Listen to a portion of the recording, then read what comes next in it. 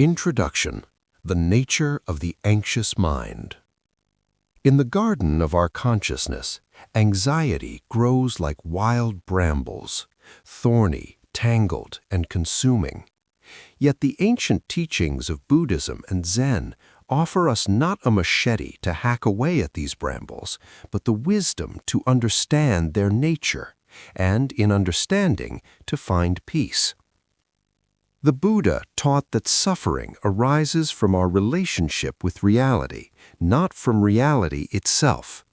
Anxiety, that modern epidemic of the mind, is but one form of dukkha, the unsatisfactoriness that pervades life when we resist what is and cling to what we wish could be.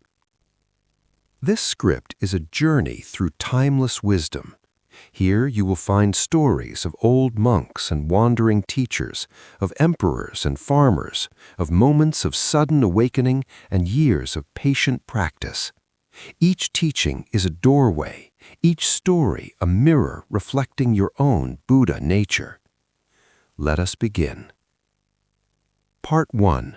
Understanding the Mind. The Story of the Two Arrows. There was once a student who came to her teacher in great distress. "Master," she said, "I suffer terribly from anxiety. My mind races with worries about the future, regrets about the past, and fears about what others think of me. How can I find peace?" The master picked up 2 arrows from his desk. "Come, stand by the window." The student approached, and without warning, the master pricked her arm gently with the first arrow. "Ouch!" she exclaimed. "Tell me," said the master, "does it hurt?" "Yes, of course it hurts." "Now," said the master, raising the second arrow, "if I were to strike you again with this second arrow, would it hurt more?" "Obviously, yes. Please don't." The master set down the second arrow. The Buddha taught that in life we cannot avoid the first arrow. Illness comes, loss comes, death comes, disappointment comes. These are the first arrows, the inevitable pains of existence. But the second arrow, that is the one we shoot at ourselves. "I don't understand," said the student. "The physical pain you felt, that was the first arrow. But imagine if, after being pricked, you spent the next hour thinking, 'Why did this happen to me? What did I do to deserve this? What if it gets infected? What if the master doesn't like me? What if I'm not a good enough student?' Each of these thoughts is a second arrow, and we shoot them at ourselves again and again." The student's eyes widened. "So my anxiety about my anxiety is the second arrow?" "Now you begin to see," the master smiled. "The first arrow is often beyond our control, but the second arrow, the stories we tell, the judgments we make, the resistance we create, this is where our true practice lies." Teaching: The Nature of Suffering. The Buddha's first noble truth is often translated as life is suffering, but this oversimplifies the profound insight. The Pali word dukkha means unsatisfactoriness, a pervasive sense that something is not quite right, that we are always slightly off balance. Anxiety is dukkha in its modern form.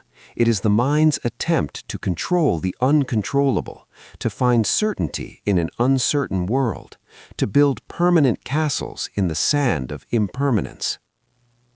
The Buddha identified 3 types of dukkha.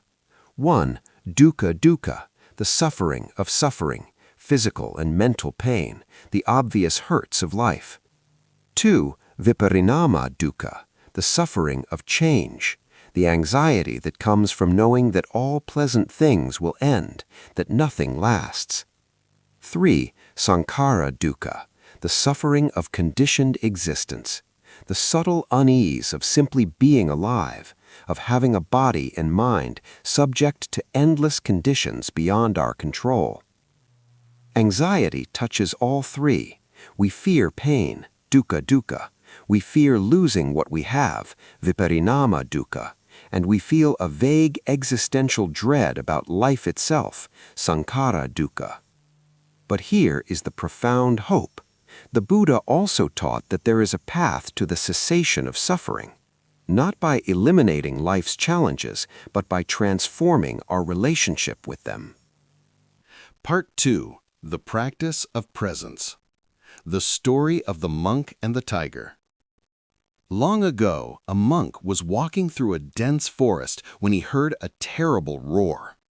Turning, he saw an enormous tiger bounding toward him, teeth bared and eyes aflame. The monk ran as fast as his legs could carry him. He came to the edge of a cliff and, without thinking, grabbed a vine and swung himself over the edge.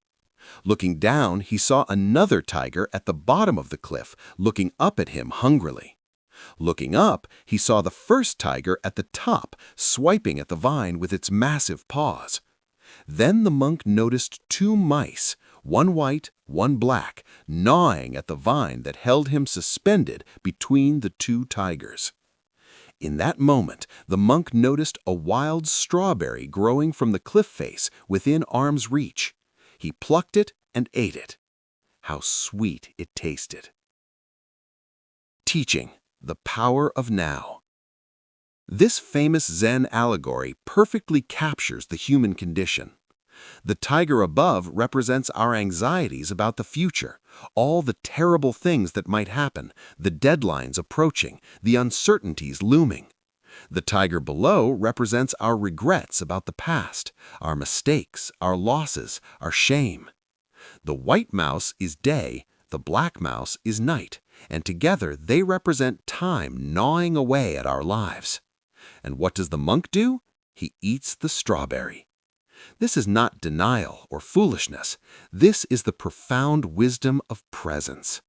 When we're caught between past and future, between fear and regret, the only place we can actually live is in this present moment. And in this moment, there is often nothing wrong. There is a strawberry, and it is sweet. The anxious mind is almost never in the present moment. It is rehearsing future disasters or replaying past failures.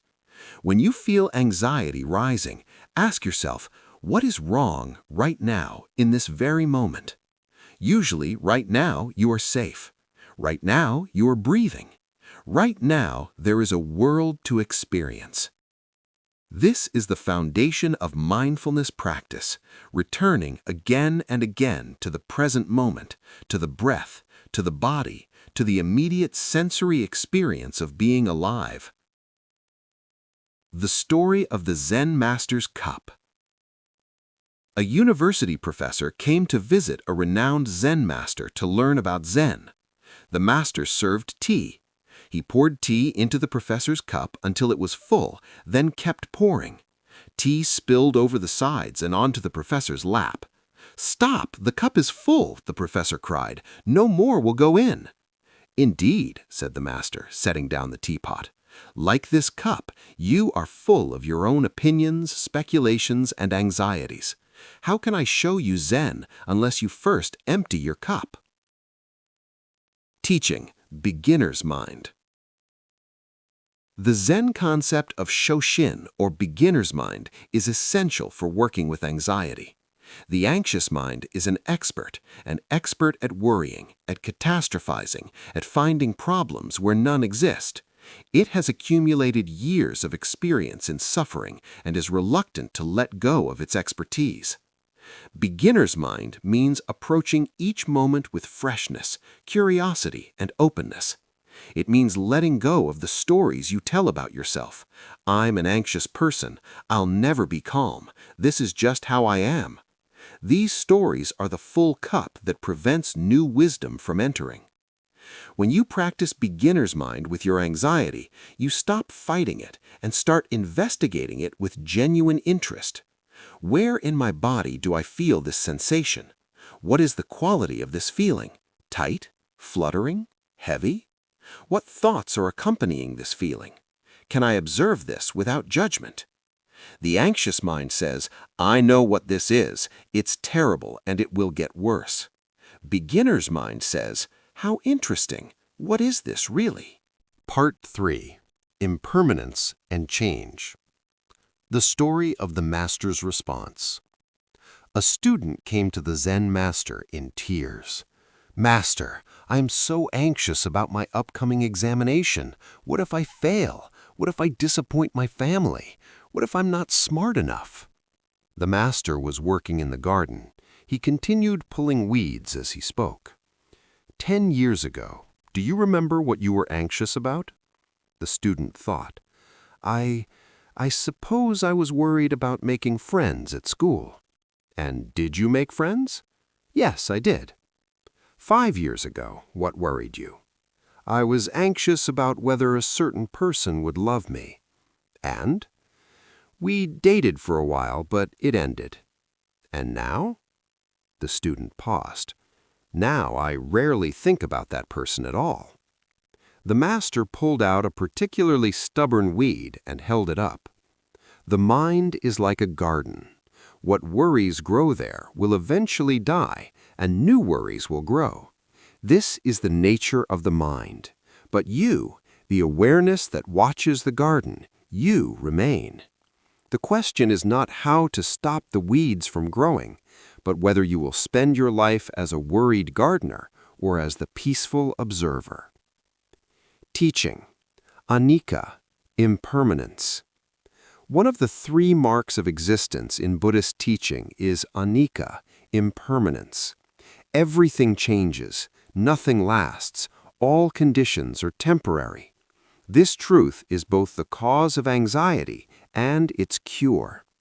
We become anxious because we want things to stay the same. We want security, certainty, permanence. We want to lock down the good things and keep out the bad things.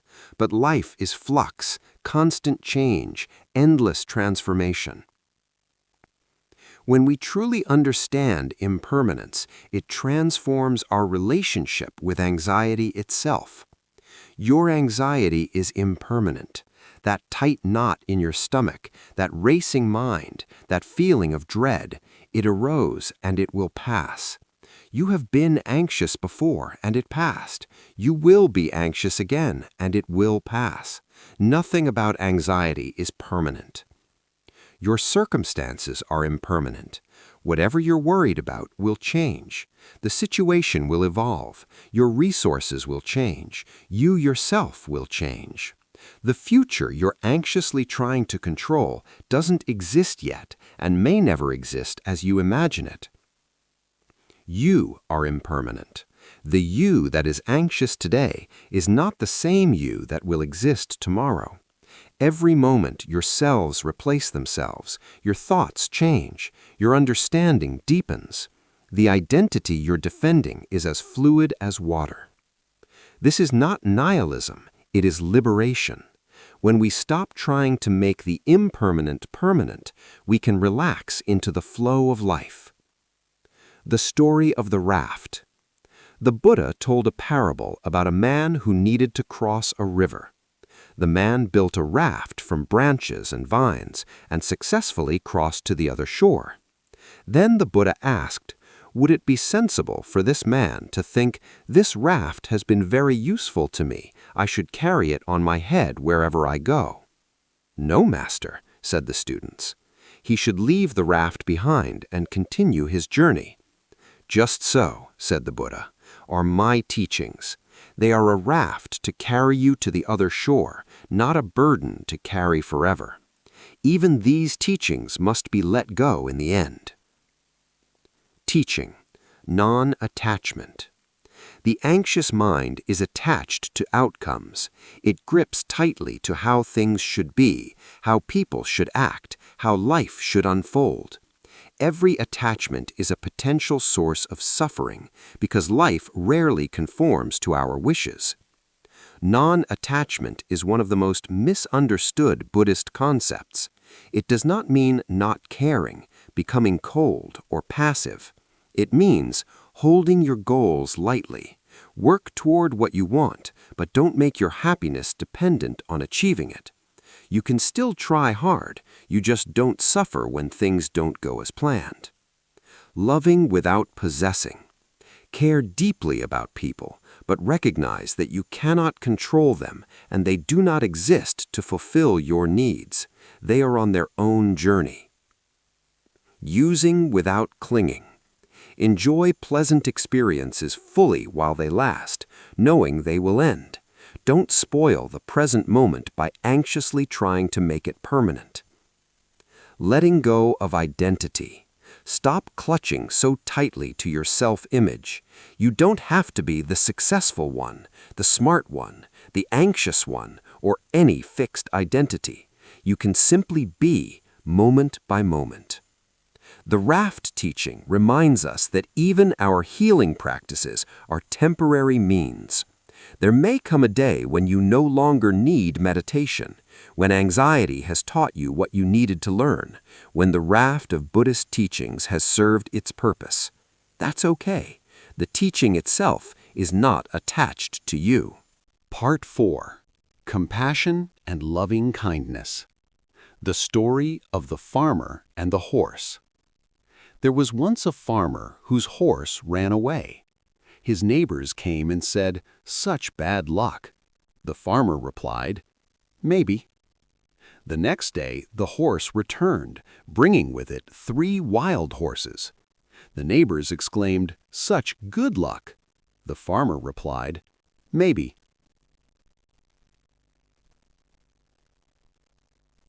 Part 5. The Middle Way. The Story of the Lute String. Before his enlightenment, the Buddha practiced extreme asceticism for 6 years. He ate almost nothing, wore no clothes, and mortified his flesh, thinking that the path to enlightenment lay in punishing the body. One day, nearly dead from his practices, he heard a music teacher on a passing boat instructing his student. If you tune the string too tight, it will break. If you tune it too loose, it will not play. The perfect sound comes from the middle way. In that moment, the Buddha understood. He had tried the extreme of sensual indulgence as a prince, and now the extreme of self-denial as an ascetic. Neither led to peace. The path was the middle way. He accepted milk rice from a village girl and regained his strength. His fellow ascetics left him in disgust, thinking he had given up. But the Buddha went on to achieve enlightenment under the Bodhi tree by walking the balanced path, neither grasping nor rejecting, neither indulging nor starving, neither tense nor slack. Teaching, the middle way and anxiety. The anxious mind often swings between extremes. Over-control versus giving up. Either white-knuckling your way through life, trying to control every variable, or collapsing into helplessness and despair. Overthinking versus avoiding. Either ruminating endlessly on every possible problem, or trying to distract yourself and never face your fears. Hypervigilance versus denial. Either seeing danger everywhere or pretending there's no danger at all. The middle way invites a different approach. Neither fighting anxiety nor surrendering to it. You don't battle your anxiety as if it's an enemy, but you also don't let it run your life. You acknowledge it, investigate it, and make wise choices despite it. Neither seeking only pleasant feelings nor punishing yourself. You can enjoy comfort and pleasure without clinging to them. You can face discomfort without making it worse through self-criticism. Neither rigid control nor total chaos. You plan sensibly for the future without needing to control every outcome. You stay flexible and adaptable while still having structure and boundaries. The lute string must be neither too tight nor too loose. Your life must be neither too rigid nor too chaotic. Your practice must be neither too forced nor too lax. This is the art of balance, and it is learned through patient trial and error. The Story of 2 Monks and the River. 2 monks were traveling together when they came to a river with a strong current. At the riverbank stood a young woman in fine silk robes, afraid to cross because the water would ruin her clothing. The older monk immediately picked her up, carried her across the river, set her down on the other side, and continued walking without a word. The younger monk was shocked but said nothing. He fumed silently for hours as they walked. Finally, unable to contain himself, he burst out, "How could you do that? We are monks. We have taken vows. We are not supposed to touch women, especially attractive young women. You broke your vows."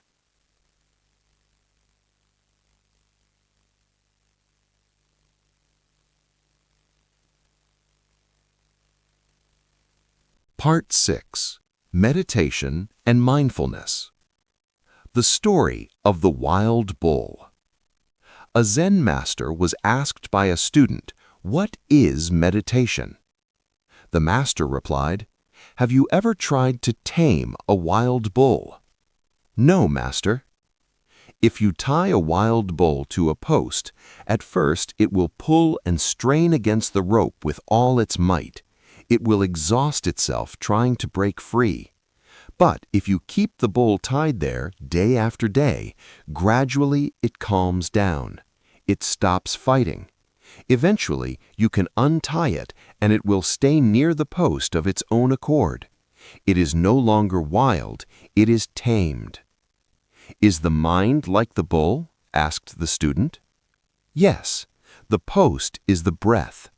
At first, when you try to keep your attention on the breath, your mind pulls and strains, running after every thought, every worry, every sensation. But if you keep bringing it back, gently, patiently, day after day, the mind begins to calm. The wild bull becomes a gentle ox. Teaching, the practice of meditation. Meditation is the laboratory where we work directly with the anxious mind. It is not about achieving some special state or stopping thoughts. It's about changing our relationship with our own mental and emotional experience. Basic breath meditation for anxiety. Posture. Sit comfortably with your spine upright but not rigid. You can sit on a chair, cushion, or couch. The key is to be alert but relaxed, like the lute string, neither too tight nor too loose. Attention. Bring your attention to the physical sensation of breathing. This could be the coolness of air at your nostrils, the rise and fall of your chest, or the expansion of your belly. Choose one spot and stay with it. Wandering. Within seconds, your mind will wander. You'll start thinking about your to-do list, replaying a conversation, or planning dinner. This is not failure. This is what minds do. The practice is noticing that you've wandered and gently returning to the breath. Gentleness. The key word is gently. Don't criticize yourself for wandering. Don't try to force your mind to stay put. Simply notice, thinking, and return, again and again and again. Working with anxiety. When anxiety arises during meditation, resist the urge to push it away or get up.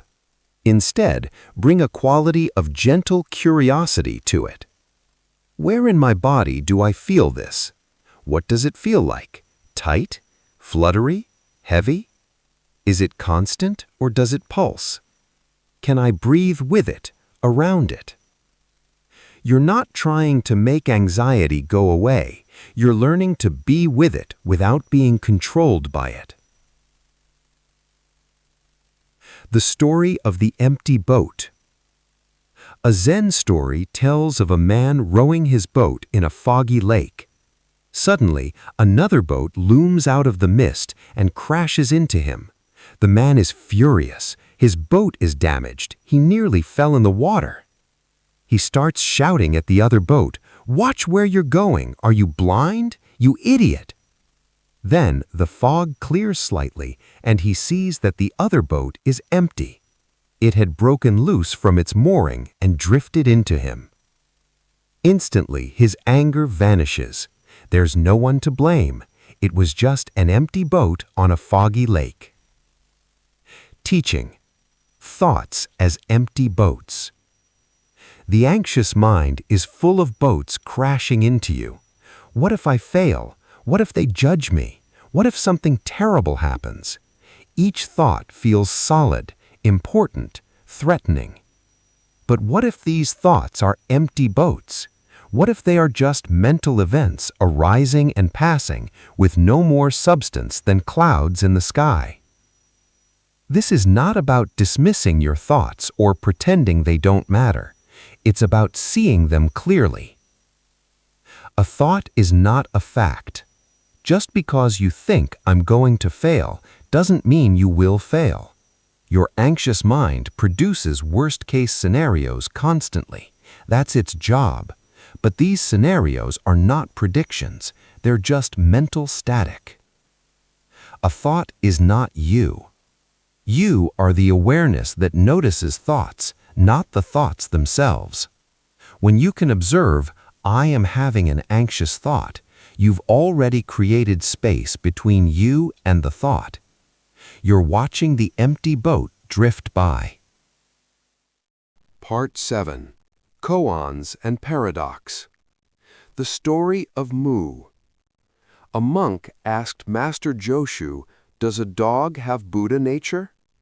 Joshu replied, "Mu," meaning no, or not, or nothing. This became perhaps the most famous koan in Zen. But here's the paradox. Zen teaches that all beings have Buddha nature. So why did Joshu say Mu? Monks have wrestled with this koan for centuries. They meditate on it, sit with it, let it torment them and perplex them. The point is not to find an intellectual answer. The point is to exhaust the intellectual mind entirely, to go beyond thinking, beyond anxiety, beyond the self that needs to know and control. One day, after years of sitting with Mu, a monk might suddenly laugh or cry or simply go quiet. The question no longer matters. The answer is the silence beyond answers. Teaching. The limits of logic. The anxious mind is addicted to logic, to figuring things out, to finding solutions. It believes that if it can just think hard enough, long enough, it can achieve certainty and safety. But some things cannot be figured out. Some paradoxes have no logical resolution. How do you try to relax? Trying is the opposite of relaxing. How do you stop thinking about something? The thought of stopping is itself thinking about it. How do you accept your anxiety? Acceptance can't be forced. These are koans of daily life, and the anxious mind bashes itself against them endlessly. The Zen approach is different. Stop trying to solve the unsolvable. Sit with the paradox. Let it be. In the space beyond logic, something else becomes possible. Not a solution, but a dissolution of the problem itself. The Story of the Gateless Gate. Master Muman wrote in his famous collection, "The Great Way has no gates. There are 1,000 paths to it. If you pass through this barrier, you walk the universe alone." Then he added, "But what is this barrier that has no gate? How do you pass through something with no entrance?" A student worked on this for years. Finally, exhausted, he gave up trying to understand. In that moment of surrender, he passed through the gateless gate. Teaching. The gateless gate of anxiety. Anxiety creates a paradox. The more you try to eliminate it, the stronger it becomes. The attempt to control itself is the loss of control. The search for certainty creates more uncertainty. This is the gateless gate of anxiety. There is no straightforward path through, because the path itself is the problem. So long as you're trying to fix your anxiety, you're in relationship with it as a problem to be solved. The way through is to stop trying to get through. Paradox 1. Accept the anxiety. Don't try to make it go away. Let it be there. Feel it fully. In acceptance, something shifts. The anxiety no longer has to fight to be acknowledged. Paradox 2. Stop searching for certainty. The anxious mind wants guarantees. Will I be okay? Will things work out? There are no guarantees, and that's actually okay. Uncertainty is where life happens. Paradox 3. Be willing to stay anxious. When you no longer need to not be anxious, when you're willing to feel this way if that's what's here right now, the urgency dissolves. You might still feel sensations, but the suffering around them lessens. This is walking through the gateless gate. You don't overcome anxiety. You realize there was never a barrier to begin with, only your resistance to what is. Part 8. Wisdom and Insight. The story of the nature of water. A student was obsessed with understanding the nature of enlightenment. He asked his teacher, "Master, what is enlightenment like?" The teacher took him to a pond. "Look at your reflection in the water. What do you see?" "I see my face." "Now throw a stone in the water. What do you see?" "The reflection is broken, distorted, rippling." "Now wait." They sat in silence. Gradually, the ripples subsided. The water became clear again. The reflection was perfect once more. "Enlightenment is not something you achieve," the master said. "It is the natural state when you stop disturbing the water." Teaching, the natural state. This is perhaps the most radical teaching. You don't need to create peace. You don't need to build enlightenment. You don't need to manufacture calm. These are your natural state, like clear water. Anxiety is the ripples, the disturbance.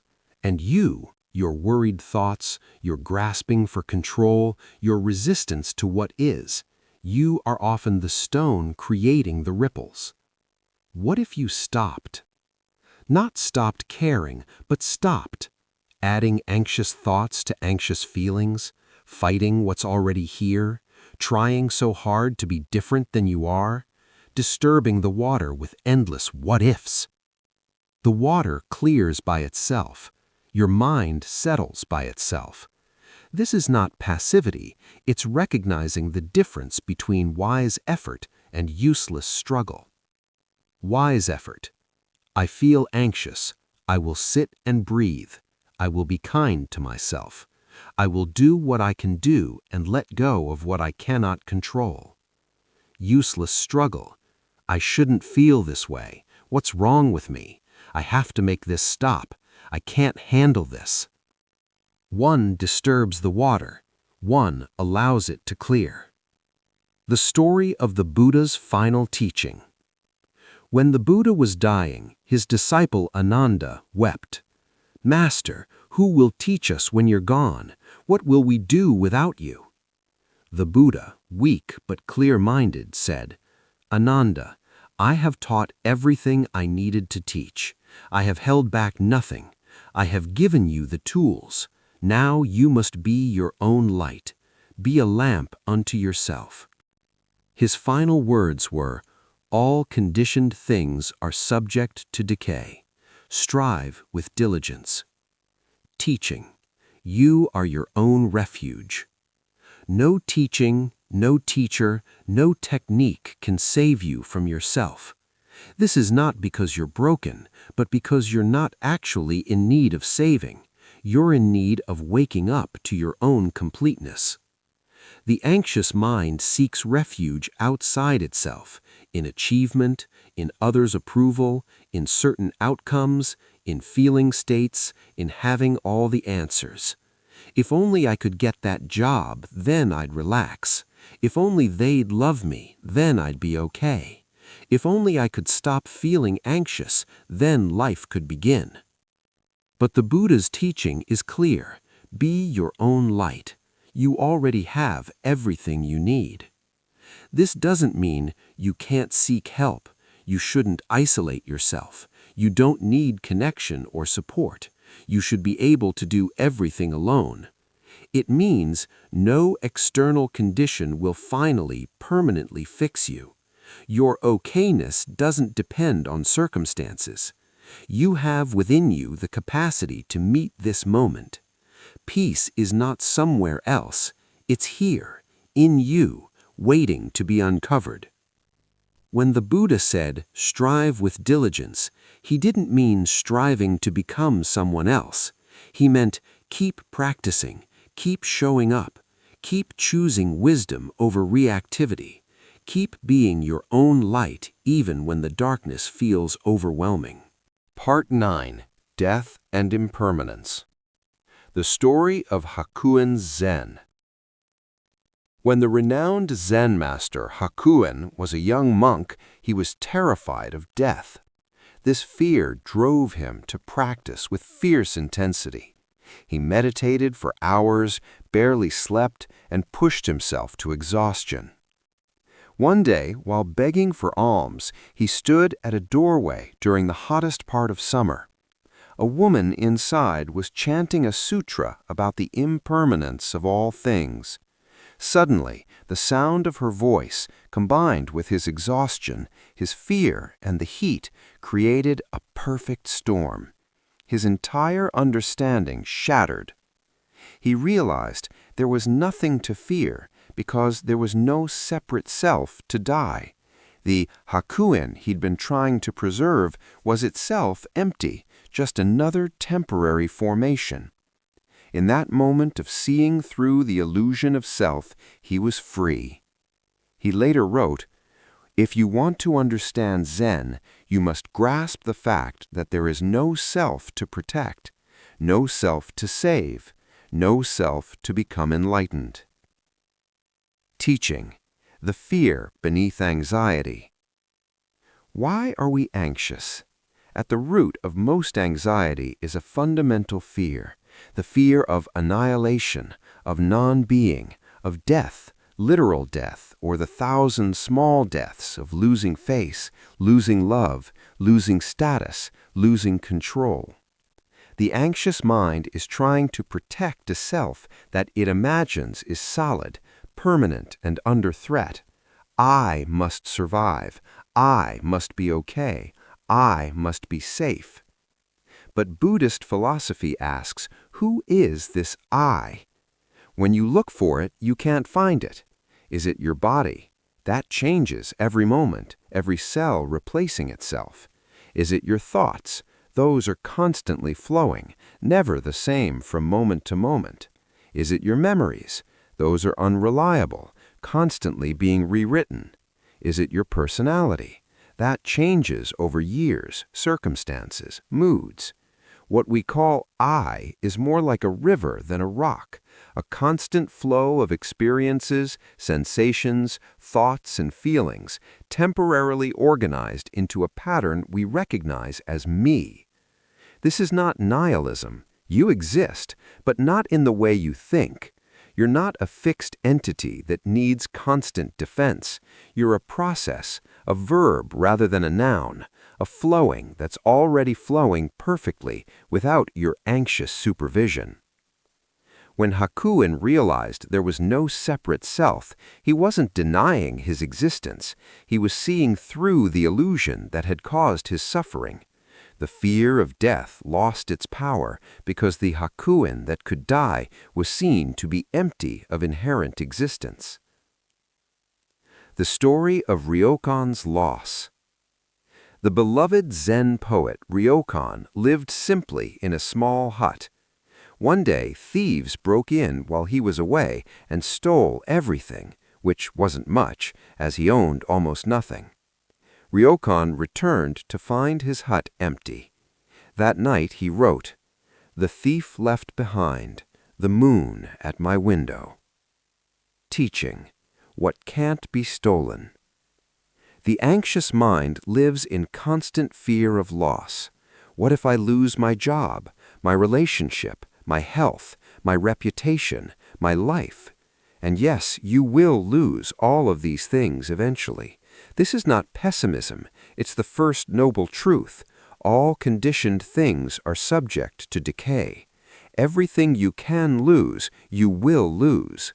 But Ryokan points to what can't be stolen, the beauty of the present moment, the moon in the window, the capacity to witness, the ability to be present with what is.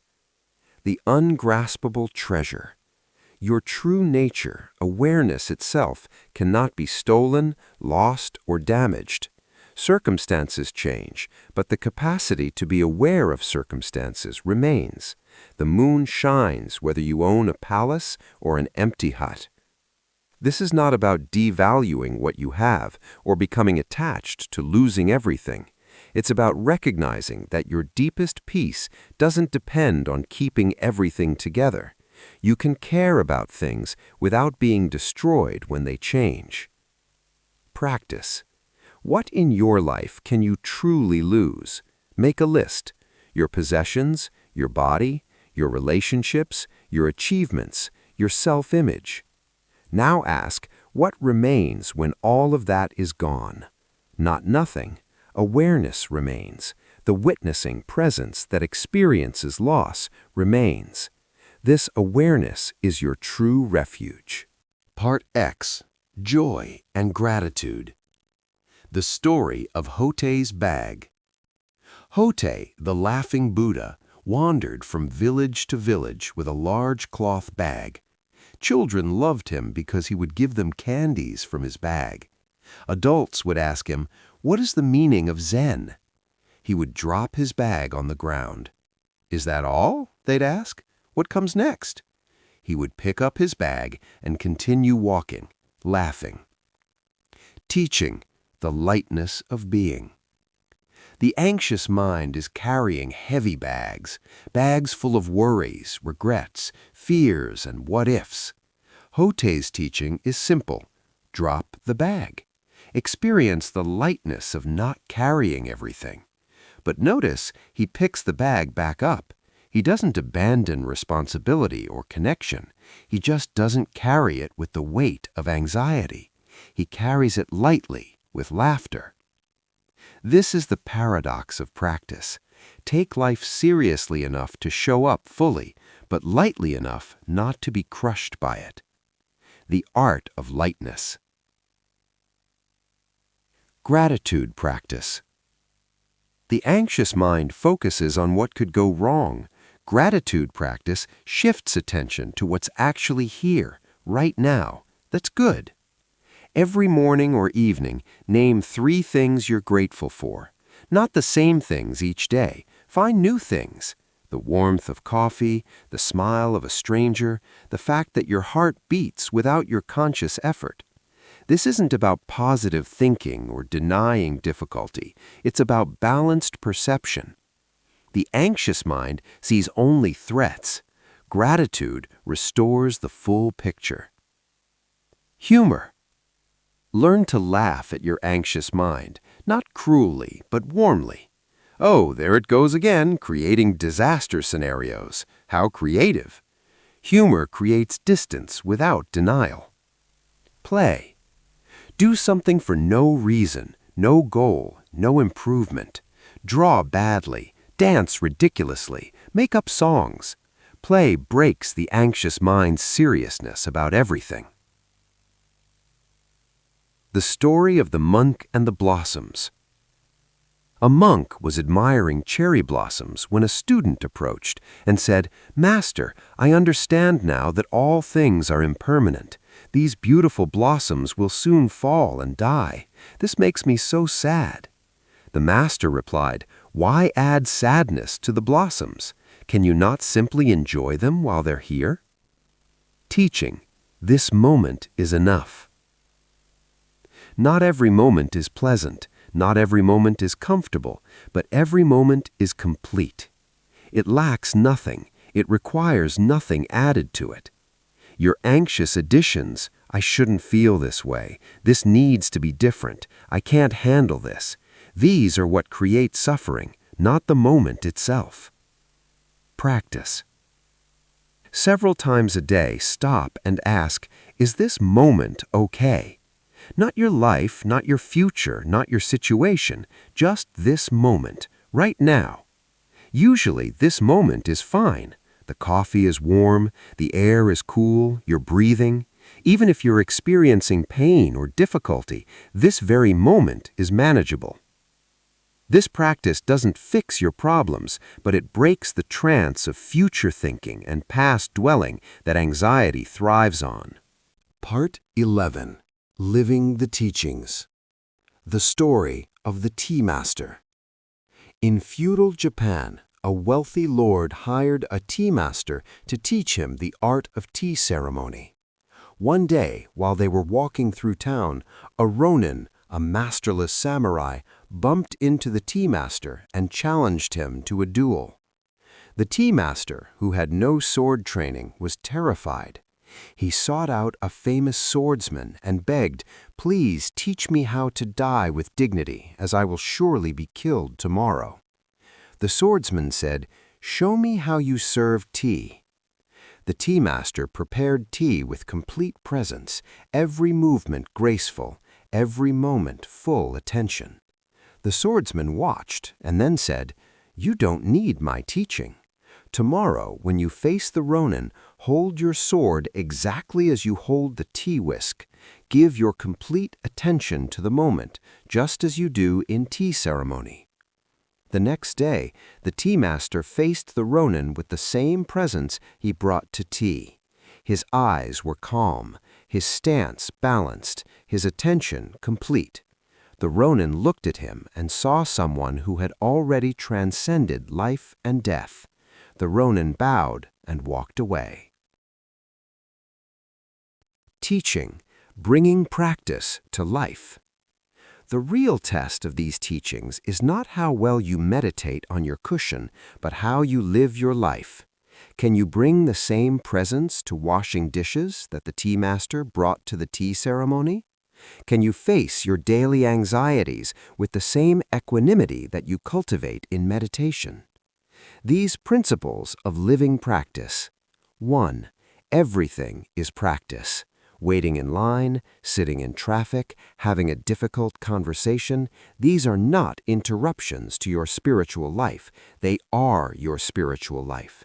This is where you practice patience, presence, and peace. 2. Start where you are.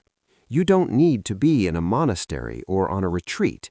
Your life, right now, exactly as it is the perfect place for practice. Your anxiety is not an obstacle to practice. It is the practice. 3. Small moments matter. You don't need to make huge changes. Taking 3 conscious breaths before responding to an email is practice. Feeling your feet on the ground when you notice anxiety rising is practice. These small moments add up. 4. Mistakes are part of the path. You will forget to breathe. You will get caught up in worry. You will react instead of respond. This is not failure. This is being human. Each time you notice and return to presence, you strengthen your practice. The story of Layman Pang. Layman Pang was a wealthy merchant who studied Zen and became enlightened. When asked what his spiritual practice looked like, he said, "My daily activities are nothing special. I just draw water and carry wood. Yet within this is the miraculous work of the Buddhas." Then he added, "When I'm hungry, I eat. When I'm tired, I sleep. Fools laugh at me, but the wise understand." Teaching, the extraordinary ordinary. The anxious mind is always looking for something more achievement, more pleasure, more security, more proof that everything's okay. It's exhausting, this constant seeking. But Layman Pang points to a different way. The miraculous is right here, in the ordinary. Not because ordinary tasks are special, but because you bring full presence to them. When you eat, just eat. Taste the food. Feel the textures. Notice the flavors. Don't eat while scrolling, planning, or worrying. This simple act becomes meditation. When you walk, just walk. Feel your feet touching the earth. Notice the movement of your body. Experience the rhythm of your steps. This becomes walking meditation. When you talk to someone, just talk. Listen fully. Be present with them. Don't plan your response or think about your to-do list. This becomes practice in presence and compassion. The anxious mind says, "But I have so much to do. I can't just be present. I need to think ahead, plan, worry." But notice, when you're fully present with one thing, you actually do it better and more efficiently than when you're divided and distracted. The practice is not to have extraordinary experiences. The practice is to bring awareness to ordinary life, and in that awareness, discover that life itself is extraordinary. Part 13. Working with Difficult Emotions. The Story of the Guest House.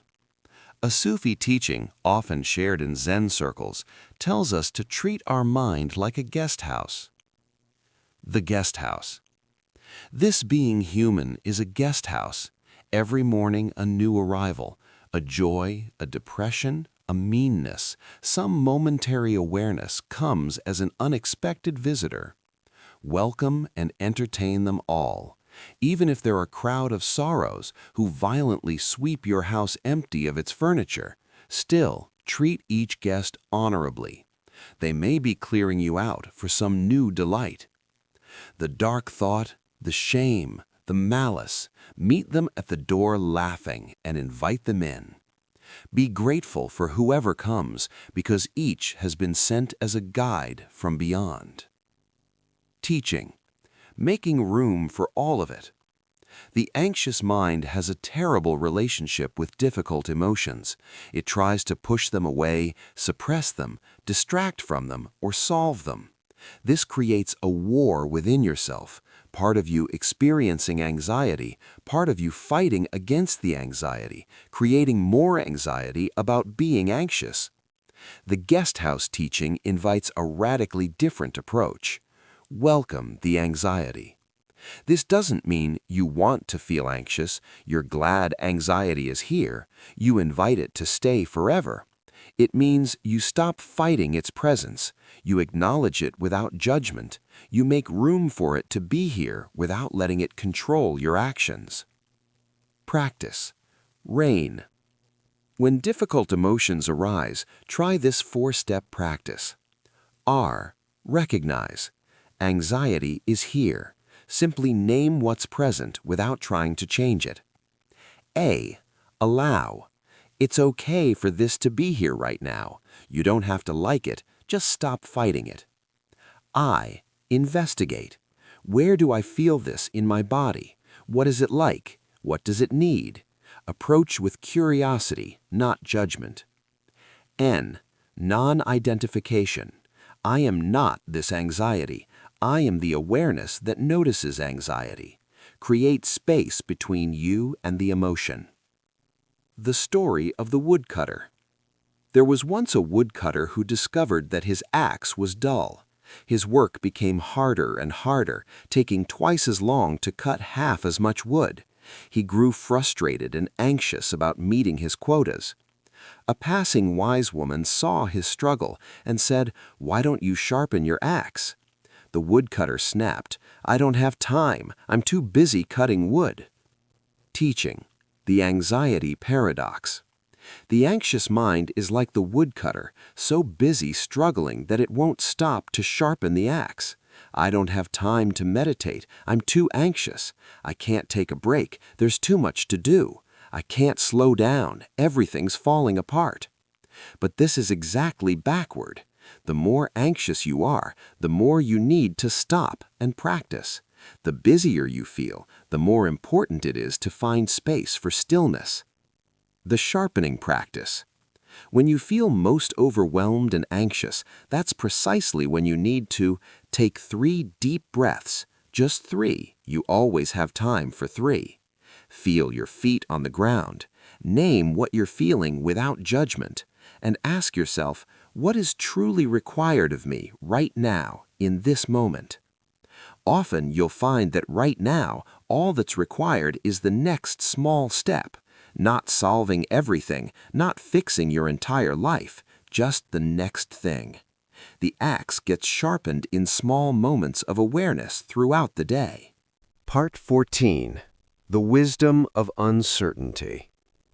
The Story of the Scholar's Question. A renowned scholar came to a Zen monastery, convinced that he could debate the master and prove his intellectual superiority. He found the master sweeping the courtyard. "I have a question," the scholar announced pompously. "What happens after death? Where do we go? What is the nature of the afterlife?" The master continued sweeping. "I don't know." The scholar was shocked. "You don't know? You're supposed to be enlightened. How can you not know such a fundamental question?" The master leaned on his broom and smiled. "I'm not dead yet." The scholar sputtered. "But surely you've contemplated this. Surely you have theories." "I have a floor to sweep," said the master, returning to his work. "That I know how to do." Teaching. Living with not knowing. The anxious mind desperately seeks certainty. It wants to know, will I be successful? Will they love me? Will I be safe? What's going to happen? Am I making the right choice? It believes that if it can just figure everything out, predict every outcome, plan for every contingency, then it will finally be safe. But this is impossible. Life is fundamentally uncertain. The Zen master's "I don't know" is not ignorance, it's wisdom. He knows what he needs to know, how to sweep, how to be present, how to do what's in front of him. The rest is speculation, and speculation doesn't help you sweep. The freedom of not knowing. When you can genuinely say, "I don't know," and be at peace with it, something remarkable happens. You stop exhausting yourself trying to predict the unpredictable. You become more present with what actually is. You develop trust in your ability to respond to whatever comes. You relax into the flow of life. Practice. The "I don't know" meditation. When anxiety arises about the future, try this. Notice the anxious thoughts. What if this happens? What if that happens? Respond internally. I don't know what will happen, and that's okay. Return to what you do know. I know I'm breathing. I know I'm here now. I know I can take the next step. Rest in not knowing like resting in a comfortable chair. The paradox, accepting uncertainty often brings more peace than chasing certainty ever could. The story of Bankei's unborn. Master Bankei taught about the unborn, the awareness that exists before thoughts, before anxiety, before the self. A student challenged him. "Master, I have a terrible temper. It's my nature. I was born this way. How can I change what I was born with?" Bankei replied, "Show me this temper of yours. Bring it out so I can examine it." "I can't right now," the student said. "It only appears under certain conditions." "Ah," said Bankei, "then it's not your inborn nature. If it were truly inborn, you could show it to me at any time. What you call your nature is just a habit of mind that arises under certain conditions, and what arises under conditions can also cease under conditions." The student was stunned into silence. His identity as an angry person began to crack. Bankei continued, "Before the thought 'I am anxious' arises, before the feeling of anxiety manifests, what is there? That awareness, that presence before all conditions, that is your true nature. The rest is weather passing through." Teaching. the sky behind the clouds. Imagine the sky on a cloudy day. The clouds are thick, dark, stormy. It seems like the whole world is clouds. But above those clouds, the sky is always clear, always blue, always peaceful. The clouds don't damage the sky, they just pass through it. Your awareness is like that sky. Anxiety is like the clouds. The anxious mind identifies with the clouds. I am anxious. This is who I am. This is my nature. But you are not the clouds. You are the sky in which clouds appear. This distinction is crucial. The clouds, temporary conditions, are anxious thoughts, worried feelings, physical sensations of tension, stories about yourself, emotional states. The sky, your true nature, is the awareness that notices thoughts, the presence that witnesses feelings, the space in which all experience arises, the you that was there before anxiety and will remain after. When you rest as the sky instead of identifying with the clouds, anxiety loses its power to define you. It's still there, but you're no longer crushed by it. It's just weather. Practice sky meditation. Sit comfortably and imagine yourself as vast, open sky. Thoughts are clouds drifting by. You don't chase them or push them away. Emotions are weather patterns. Storms come and go. Physical sensations are like birds flying through, temporary visitors. You are the unchanging, spacious awareness in which all of this appears. This is not a belief or metaphor you have to force yourself to accept. Simply rest in open awareness and notice what's already true. Part 15. Compassion for the Self. The Story of the Broken Cup. A student broke her teacher's favorite teacup. She was devastated, certain the teacher would be angry, anxious about the consequences. She rehearsed apologies and excuses as she went to confess. She found the teacher in the garden. "Master, I'm so sorry. I broke your beautiful cup. I was careless. I was stupid. The teacher interrupted gently. "The cup is already broken." "I know," said the student miserably. "I'm so sorry." "No," said the teacher. "I mean, when I first received that cup, I knew it would break some day. All cups break eventually. I loved it, used it, enjoyed it, knowing that it was already broken. This is just the day the breaking became visible." The student was quiet, still expecting punishment. The teacher smiled. "Why are you punishing yourself? You didn't break the cup on purpose. You're human, and humans make mistakes. This is not a moral failure. It's just what happened. Let's clean it up together." Teaching: the harsh inner critic. For many people with anxiety, the harshest voice they hear is not from the outside world, it's from inside their own head. The inner critic is relentless. "You're so weak. Everyone else can handle this. Why can't you? You should be over this by now. You're broken. What's wrong with you?" This self-criticism doesn't help. In fact, research shows it makes anxiety worse. When you berate yourself for being anxious, you create anxiety about your anxiety, suffering about your suffering. The Buddhist alternative: self-compassion. The Buddha taught that all beings deserve compassion, including yourself. Self-compassion has three components. 1. Self-kindness versus self-judgment. Instead of, "I'm so pathetic for feeling this way," try, "This is really hard right now. It makes sense that I'm struggling." 2. Common humanity versus isolation. Instead of, "I'm the only one who can't handle life," try, "Anxiety is part of the human experience. I'm not alone in this struggle." 3. Mindfulness versus over-identification. Instead of, I am anxious, total identification. Try, I am experiencing anxiety, some distance. The self-compassion break. When you notice self-criticism or anxiety, place your hand on your heart and say, "This is a moment of suffering." Mindfulness. Suffering is part of life, common humanity. May I be kind to myself, self-kindness.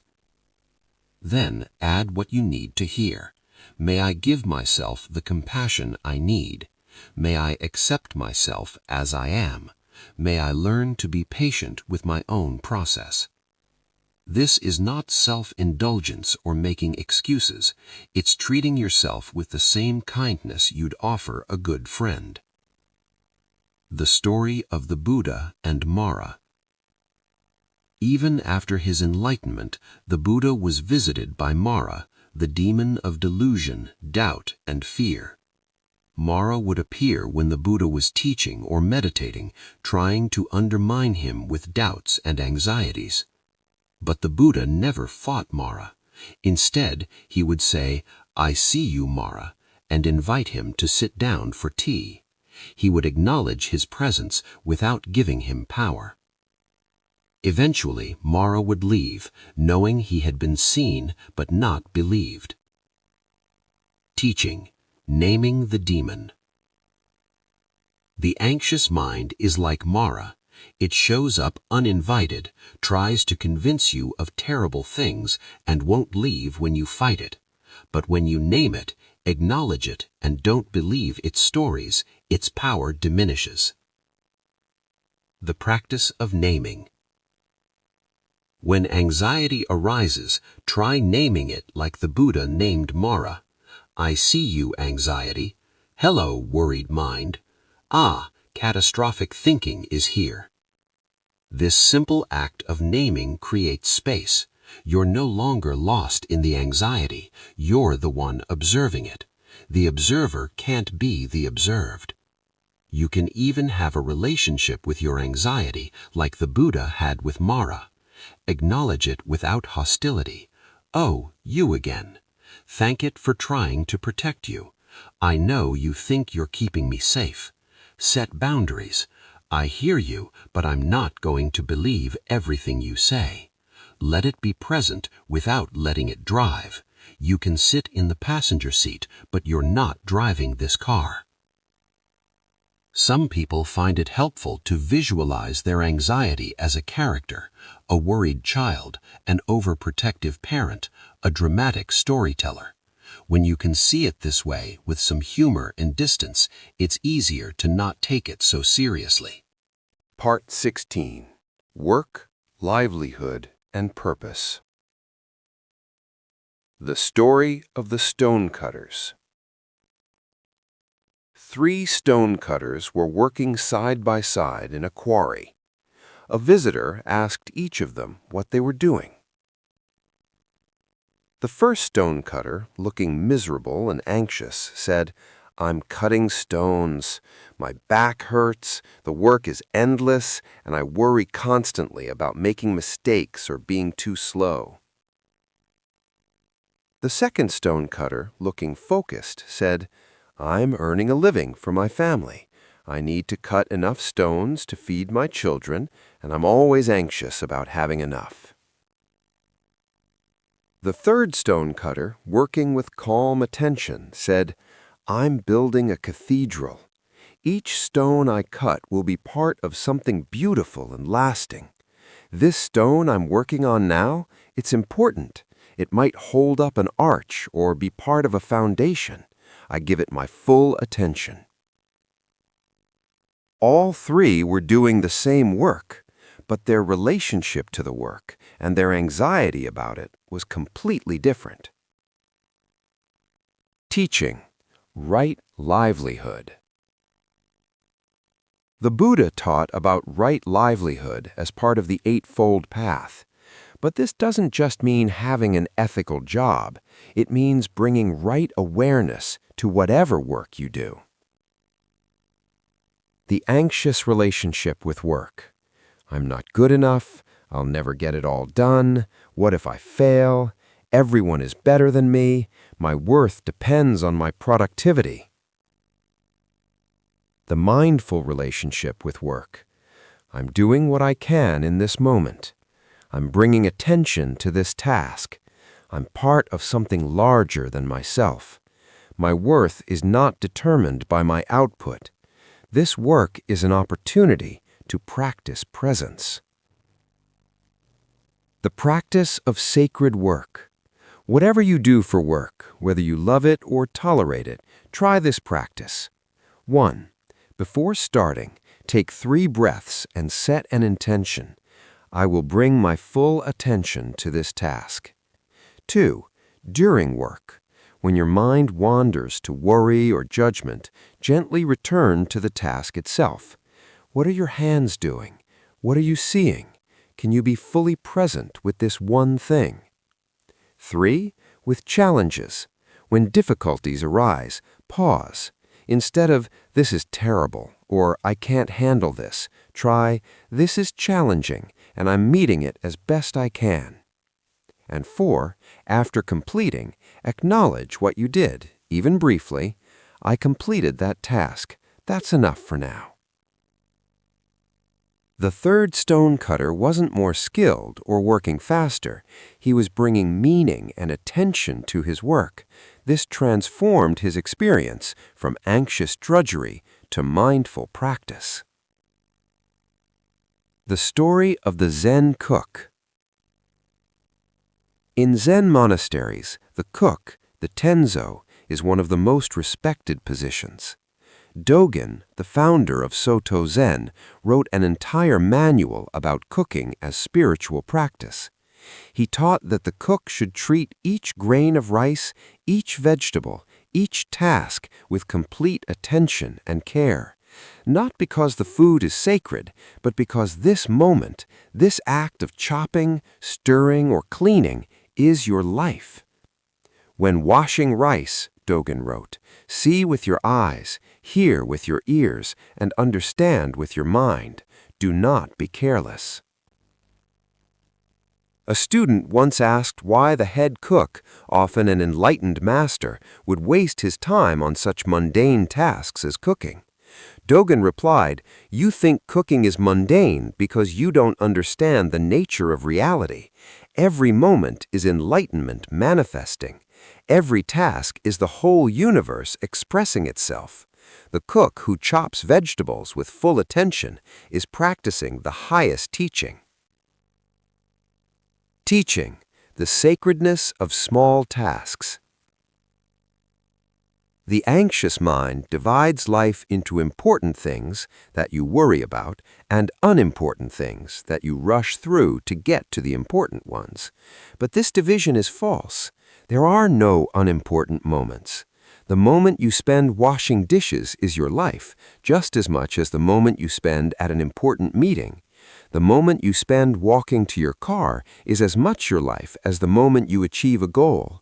When you rush through the unimportant moments to get to the important ones, you're always living in the future, never here.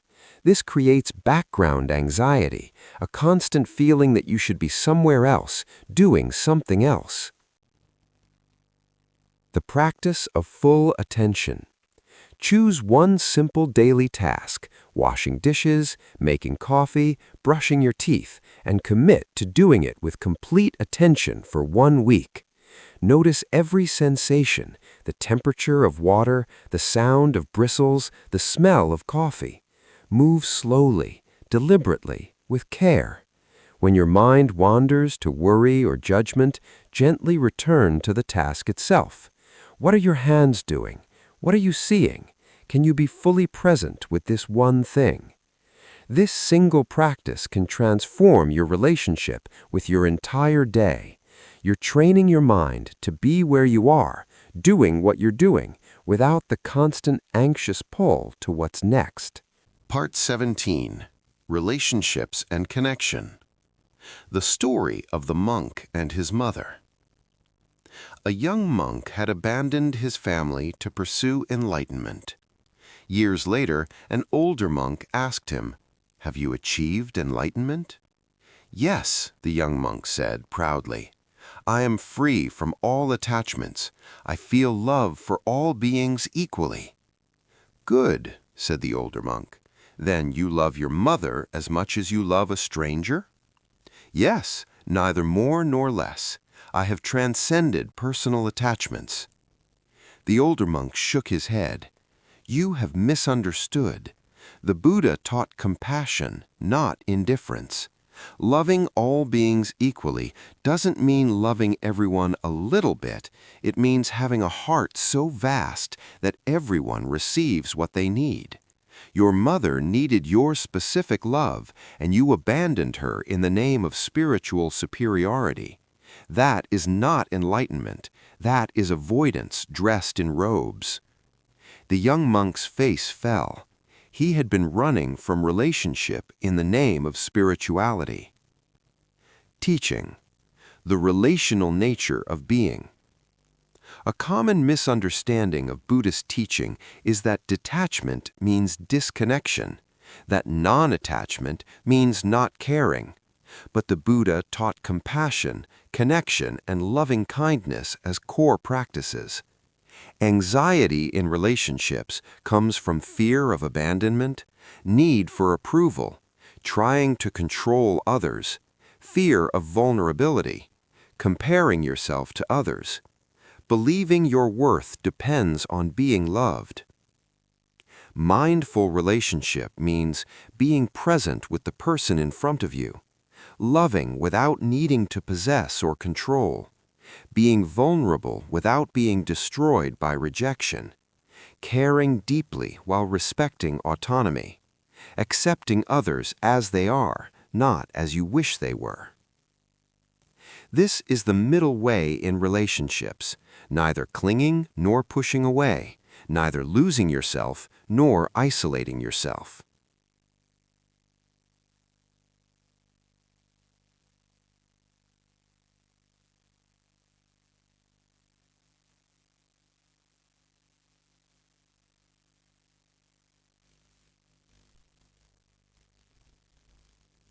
Part 18. Physical Practices and Embodiment. The Story of the Mountain Monk. A monk spent years meditating in his mountain cave, achieving deep states of peace and clarity. One day he descended to the village, confident in his attainment.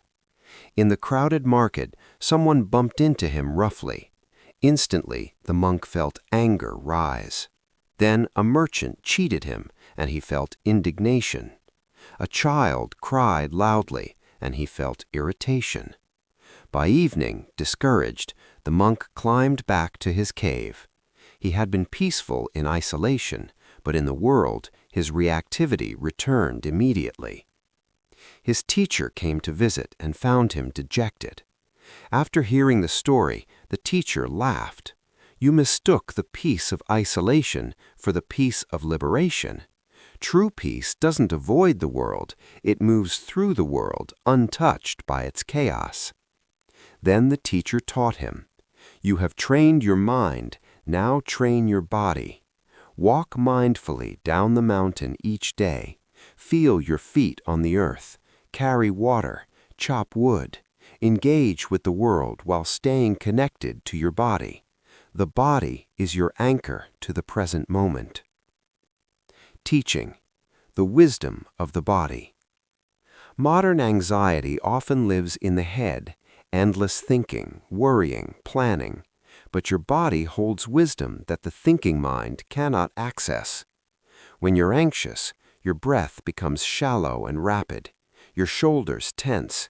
Your jaw clenches. Your stomach tightens.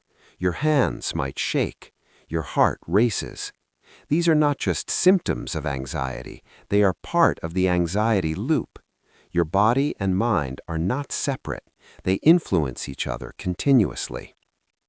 The body as anchor. Your body exists only in the present moment.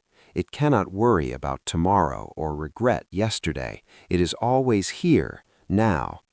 When your mind is spinning with anxiety, your body can anchor you back to the present. Physical practices for anxiety. 1. Mindful walking. Walk slowly, feeling each foot fully contact the earth. Notice the shifting of weight, the movement of legs. Coordinate breath with steps. In for 4 steps, out for 4 steps. When thoughts arise, acknowledge them and return to feeling your feet. This is not exercise, this is meditation in motion. 2. Body scan. Lie down or sit comfortably. Bring attention to your feet, noticing any sensations. Slowly move attention up your body, ankles, calves, knees, thighs, hips. Continue through torso, arms, neck, head. Where there's tension, breathe into it without trying to force it away. Simply notice, tension in the shoulders. Softening, softening. 3. Yoga or Tai Chi. Slow, mindful movement connects mind and body. Each pose or form is a meditation. The challenge is not the physical difficulty, it's staying present. When your mind wanders to judgment or anxiety, the body calls you back. 4. Breath work. Square breathing.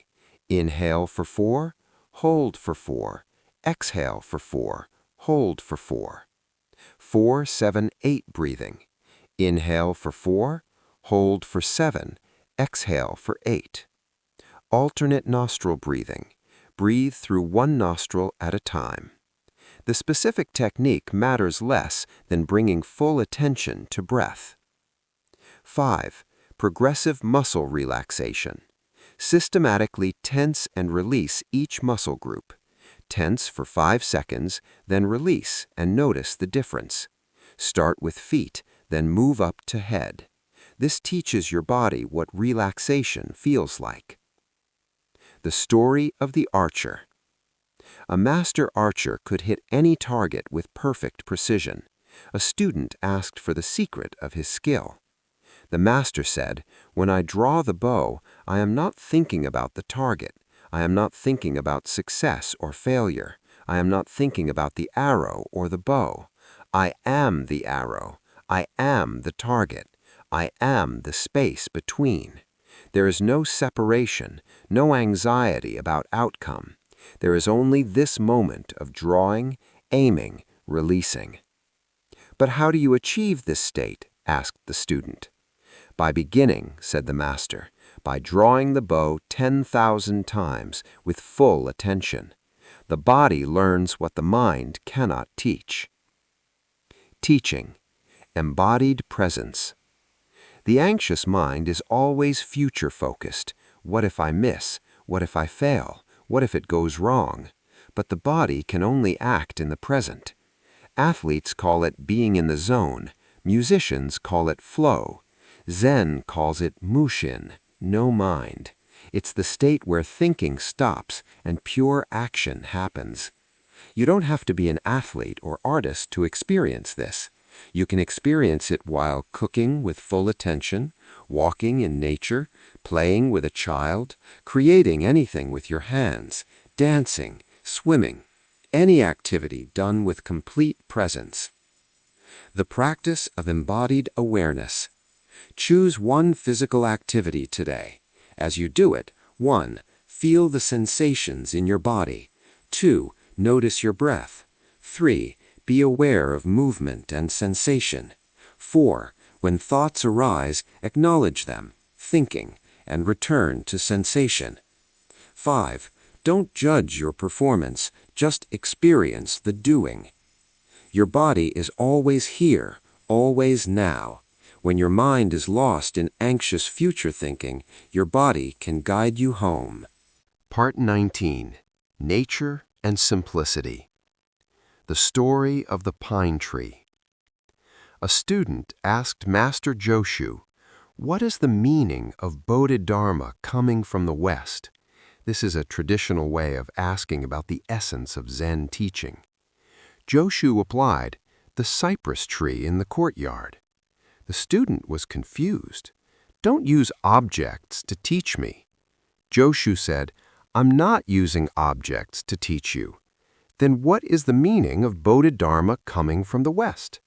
the cypress tree in the courtyard. Teaching, direct experience of reality. The anxious mind is always looking for meaning, explanation, understanding. It wants to figure everything out, to have a concept it can grasp. But some truths cannot be understood conceptually. They can only be experienced directly. When Joshu says the cypress tree in the courtyard, he's not being cryptic or difficult. He's pointing directly at reality. The tree is just being a tree. No anxiety, no complexity, no existential crisis. It doesn't worry about whether it's growing correctly or if it's a good enough tree. It simply is. Nature as teacher. Nature operates by what Taoists call wu-wei, effortless action, natural being. The tree doesn't try to grow, it grows. The river doesn't try to flow, it flows. The seasons don't worry about changing, they change. Only humans add anxiety to existence. Lessons from nature. 1. Cycles and seasons. Winter comes, spring follows, nothing stays the same. Each season has its purpose and beauty. You don't hurry spring by worrying about winter. Your life has seasons too, some for growth, some for rest. 2. Acceptance of what is. The tree doesn't resist storms, it bends. The mountain doesn't fight erosion, it transforms. Water doesn't struggle to find its level, it flows naturally. Acceptance doesn't mean giving up, it means not fighting reality. 3. Simplicity. Birds don't hoard beyond their needs. Trees don't compare themselves to other trees. Rivers don't question their path. When was the last time you saw an anxious oak tree? The practice of nature connection. Even if you live in a city, you can practice this. Sit with a plant and simply observe it. Watch clouds move across the sky. Feel wind on your skin and just be with that sensation. Listen to rain without thinking about it. Touch earth and remember you're part of nature, not separate from it. 5 minutes in genuine connection with nature, really present, not scrolling your phone, can shift your entire nervous system.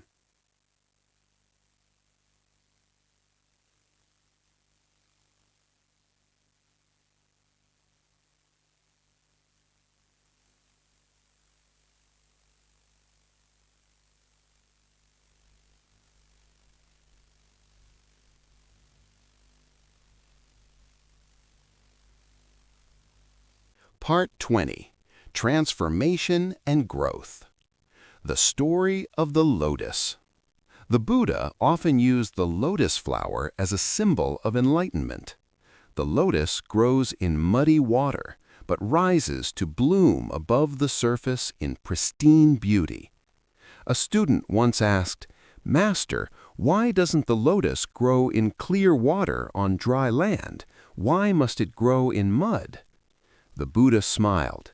The mud is not despite which the lotus grows, it is because of which it grows. The mud provides the nutrients, the richness, the foundation. Without mud, no lotus. Your suffering, your anxiety, your struggles, these are the mud. They are not obstacles to your growth. They are the very means of your growth. Teaching. Using difficulty as the path. One of the most revolutionary teachings in Buddhism is that suffering is not just something to be endured or eliminated, it can be transformed into wisdom. The alchemical transformation. Anxiety becomes awareness. Fear becomes courage. Suffering becomes compassion. Confusion becomes wisdom. Weakness becomes strength. This doesn't happen automatically. It requires conscious practice, a willingness to be with difficulty, and the understanding that you're not trying to eliminate the mud, you're learning to grow lotus flowers in it. the growth mindset in Buddhism. Traditional Buddhist teaching speaks of the conversion of consciousness, a fundamental transformation in how you relate to experience. Before transformation, anxious relating. This anxiety is proof something is wrong with me. I need to get rid of this feeling. I can't function while I feel this way. My anxiety is my enemy. After transformation, wise relating. This anxiety is information about my nervous system. I can be with this feeling without being destroyed by it. I can function even while uncomfortable. My anxiety has taught me profound lessons. Notice, the anxiety might still be present, but the relationship to it has fundamentally changed. The story of the broken bowl. A monk dropped and shattered his master's favorite bowl, an antique worth a fortune. Terrified, he gathered the pieces and brought them to the master, expecting severe punishment. The master looked at the broken pieces and said, "Excellent, now I can show you something important." He took the pieces and carefully repaired the bowl using kintsugi, the Japanese art of repairing broken pottery with gold lacquer. The repaired bowl, with its golden veins, was even more beautiful than before. "You see," said the master, "the breaking was not the end. The bowl's history, including its breaking, is now part of its beauty. You are the same. Your cracks, your struggles, your anxiety, when you stop trying to hide them and instead illuminate them with awareness and compassion, they become golden seams that make you more beautiful, more real, more whole." Teaching. Kintsugi yourself. The anxious mind wants to present a perfect facade. It wants to hide cracks, conceal struggles, pretend everything is fine. This creates enormous pressure and more anxiety. The kintsugi philosophy teaches something different. Your wounds, properly integrated, make you more valuable, not less. The integration practice. 1. Acknowledge the breaks. What has wounded you? What has cracked you open?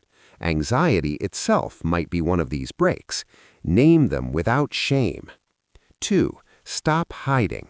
You don't have to broadcast your struggles to everyone, but stop pretending you're perfect. Selective vulnerability with safe people is healing.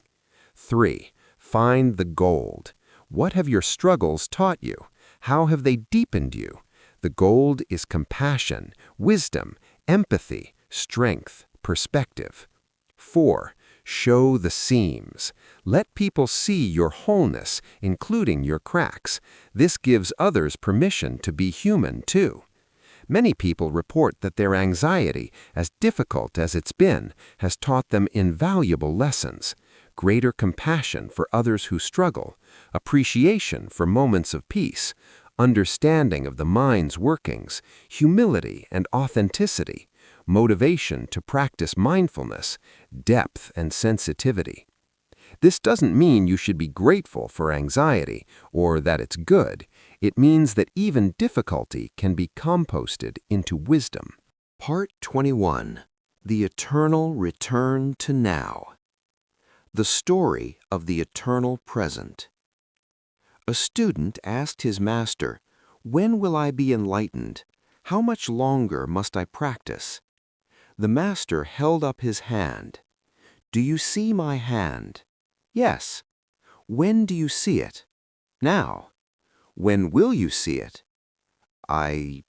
Now?" "When did you see it?" The student paused. "Now. It's always now."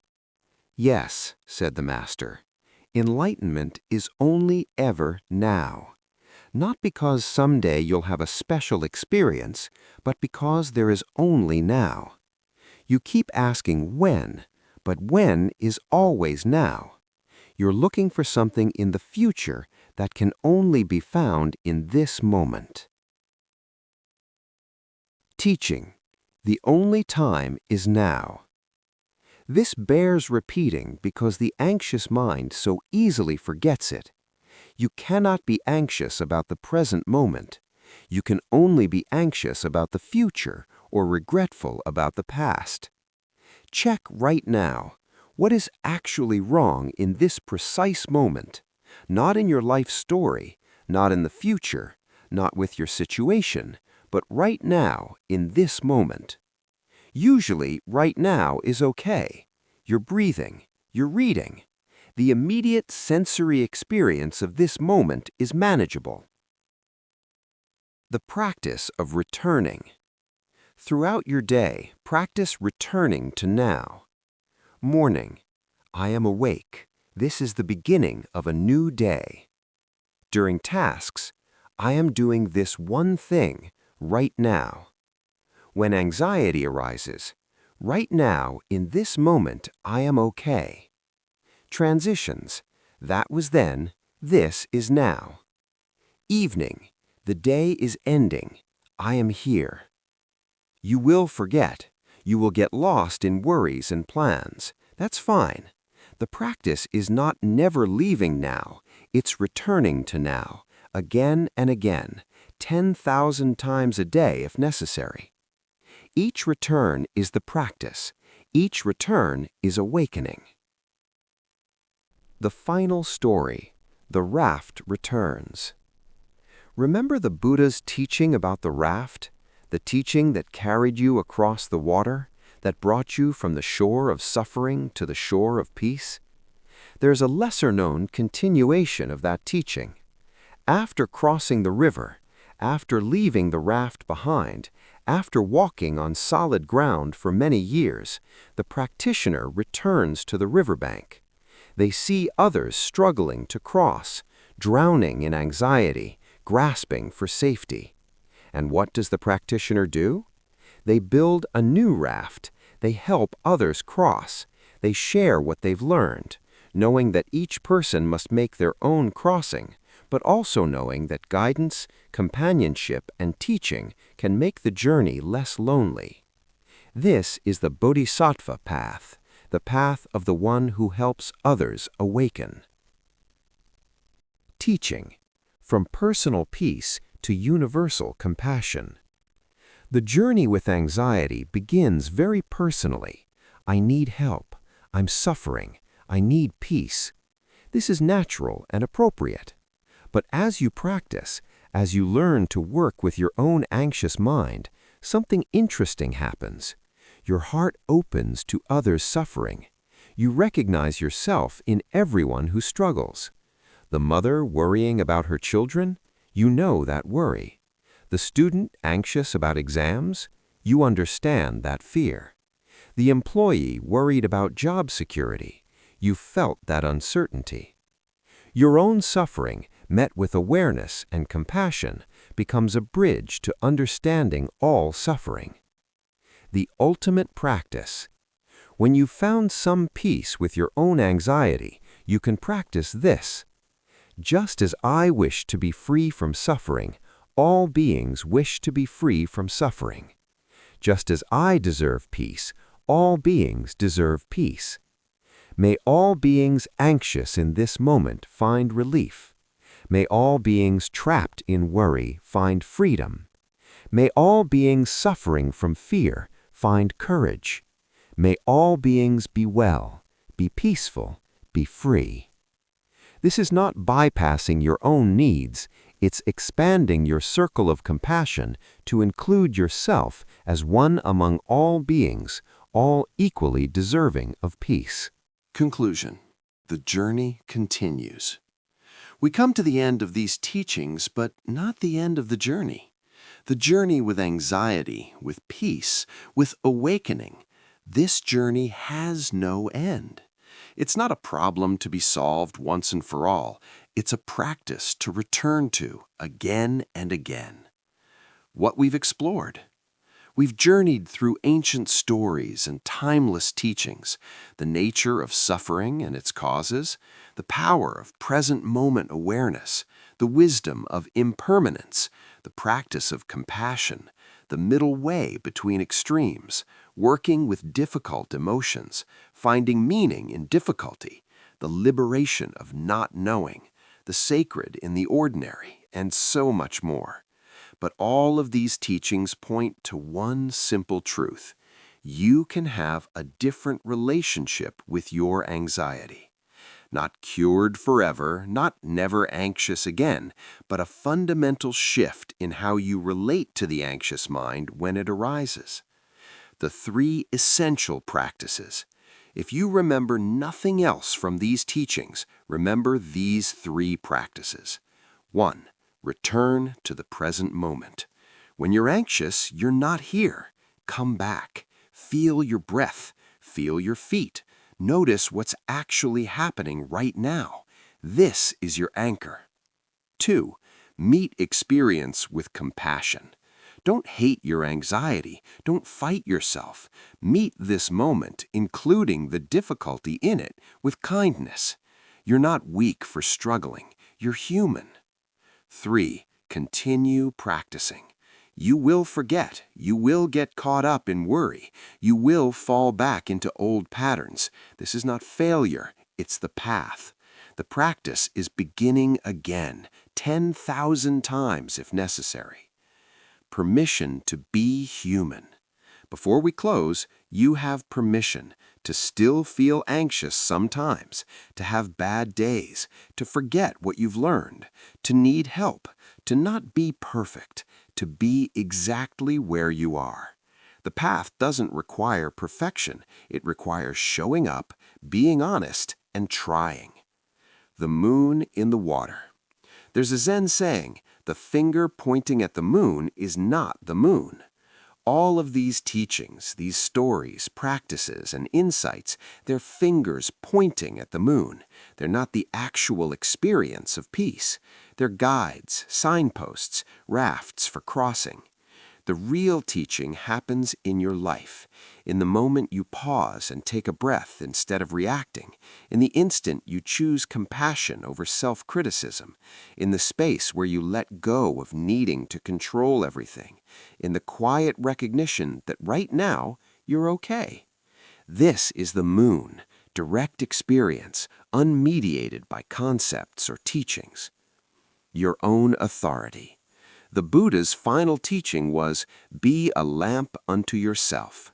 You have within you everything you need, not because you're special or chosen or perfect, but because awareness, presence, and compassion are your true nature.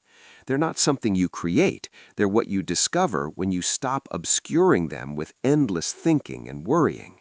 Trust your own experience. These teachings are helpful if they're helpful, but let them go if they're not.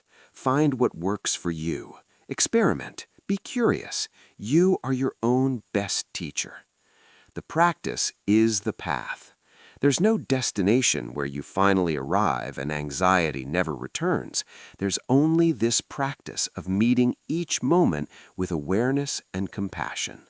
Some days the practice will feel easy, natural, flowing. Other days it will feel impossible, and the old anxious patterns will seem stronger than ever. Both are part of the path. The practice is not achieving some permanent state. The practice is practicing, choosing presence over distraction, compassion over judgment, acceptance over resistance, again and again. A final story. The student's question. After many years of practice, a student finally had a profound experience of peace. For weeks she lived in extraordinary clarity, free from anxiety, seeing the nature of reality directly. Then one day she woke up anxious again, worried about ordinary things. The clarity was gone. She felt devastated and went to her teacher. Master, I thought I understood. I thought I was enlightened, but the anxiety came back. What happened? Did I lose it? The teacher smiled gently. You lost nothing. You discovered that enlightenment is not a permanent state you achieve and then keep forever. It's a way of meeting each moment, including the moments when you feel anxious. The practice is not to never feel anxiety. The practice is to not believe that anxiety means something has gone wrong with you or your practice. Can you be kind to yourself even when you're anxious? Can you stay present even when it's uncomfortable? Can you let anxiety pass through like weather without identifying with it? This very moment of meeting your returning anxiety with awareness instead of despair is the practice alive in you. You haven't failed. You're succeeding at being human. Part 22. Community and Sangha. The story of the bundle of sticks. A dying father called his 3 sons to his bedside. He had spent years trying to teach them to work together, but they quarreled constantly. Each son was anxious about managing the family farm alone after their father's death, yet none would collaborate with the others. The father gave each son a single stick and asked them to break it. Each son easily snapped the stick in 2. Then the father pulled out a bundle of sticks tied together and asked each son to break the bundle. They tried with all their might, but none could break the bundle. "Do you see?" the father said. "Alone, you are easily broken by life's challenges. Your anxiety will consume you. But together, bound by mutual support and common purpose, you are unbreakable. Do not try to face life's storms alone." Teaching. The power of Sangha. In Buddhism, Sangha means community, the group of practitioners who support each other on the path. The Buddha identified Sangha as one of the 3 jewels, along with the Buddha and the Dharma, that practitioners take refuge in. The anxious mind often believes, "I must handle this alone. No one understands. I can't burden others. I should be strong enough to manage by myself." But this isolation intensifies anxiety. Humans are social beings. We are not meant to walk the path alone. Why community matters for anxiety. 1. Shared humanity. When you practice with others, you see that everyone struggles. The successful-looking person has anxiety. The confident-appearing person has doubts. You are not uniquely broken. You are humanly vulnerable, just like everyone else. 2. Witnessing and being witnessed. There is profound healing in being seen, really seen, by others who don't judge you for your struggles, and there is equal healing in witnessing others' struggles with compassion. 3. Accountability and encouragement. When you practice alone, it's easy to stop when things get difficult. Community provides gentle accountability. Others are showing up, so you show up. Others are trying, so you try. 4. Different perspectives. Your anxious mind creates a narrow, catastrophic view of reality. Others can offer alternative perspectives. Have you considered this? What if it's not as bad as you think? I went through something similar, and here's what helped. 5. Practical support. Community isn't just about spiritual practice, it's about practical help. Someone to call when you're spiraling, someone to sit with you in silence when words don't help, someone to remind you of what you know but have temporarily forgotten. The story of Indra's net. In Buddhist cosmology, there is the story of Indra's net, an infinite net that stretches across the universe. At each intersection of the net's threads, there is a jewel. Each jewel reflects all the other jewels and is reflected in all the other jewels.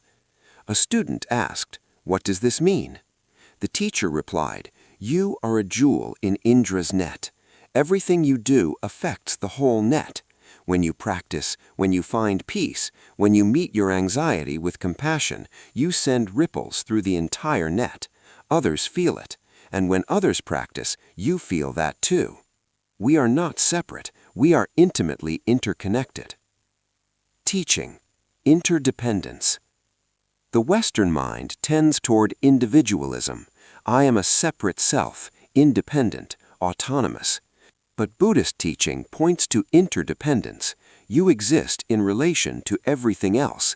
You are not a separate jewel. You are part of the net. This has profound implications for anxiety. Individual anxiety perspective. It's my fault I'm anxious. I alone must fix this. My anxiety is my private problem. I should be strong enough to manage by myself. Interdependent perspective. Anxiety arises from countless conditions, many beyond my control. Healing happens in relationship and community. My anxiety is part of the human condition. Seeking support is wisdom, not weakness.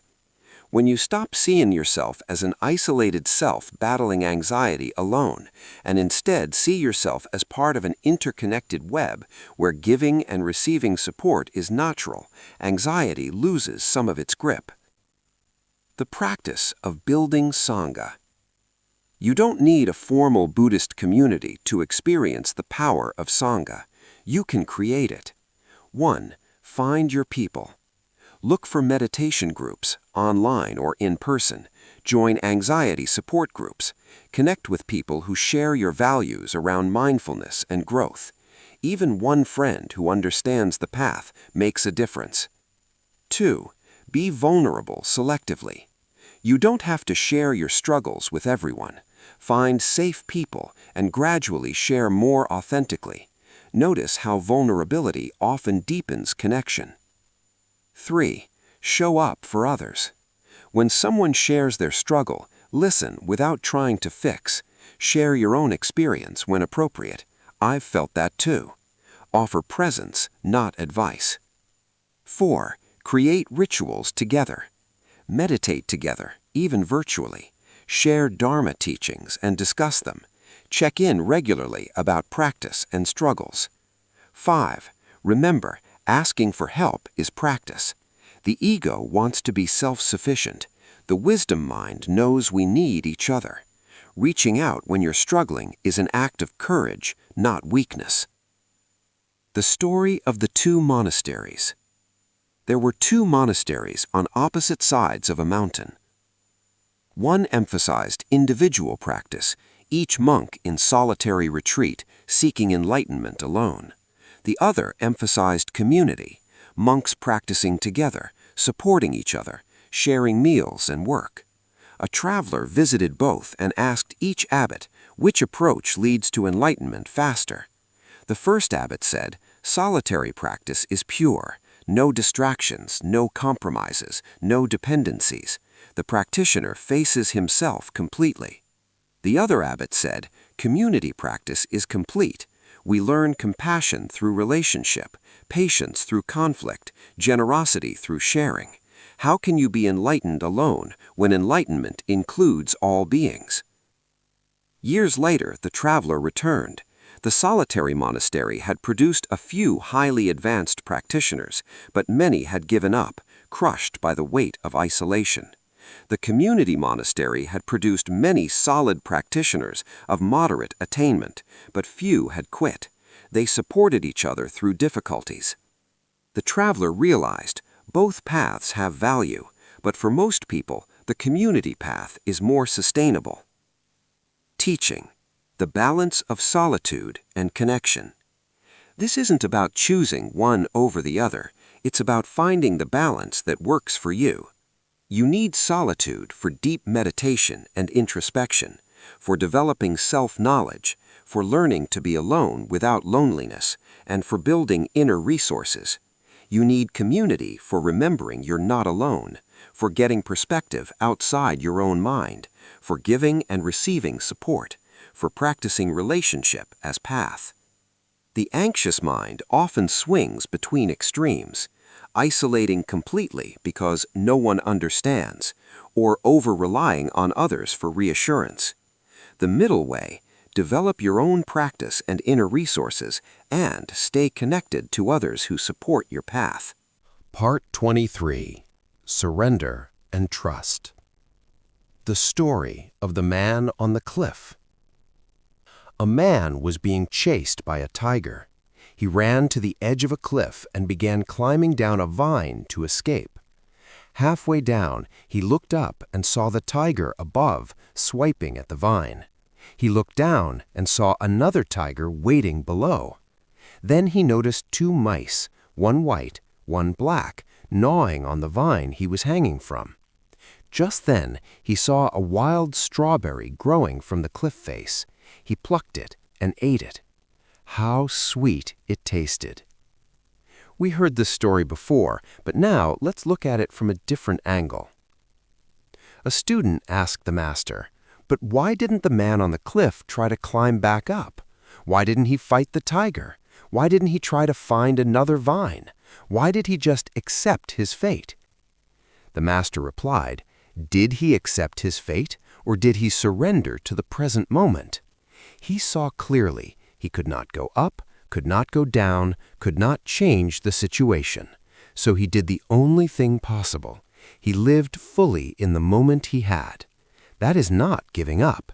That is profound trust in reality. Teaching: the difference between giving up and surrendering. The anxious mind confuses surrender with defeat. It thinks, if I surrender, I'm giving up. If I don't control everything, everything will fall apart. If I stop worrying, something terrible will happen. My vigilance is what keeps me safe. But spiritual surrender is different from defeat. Let's be clear about what surrender means.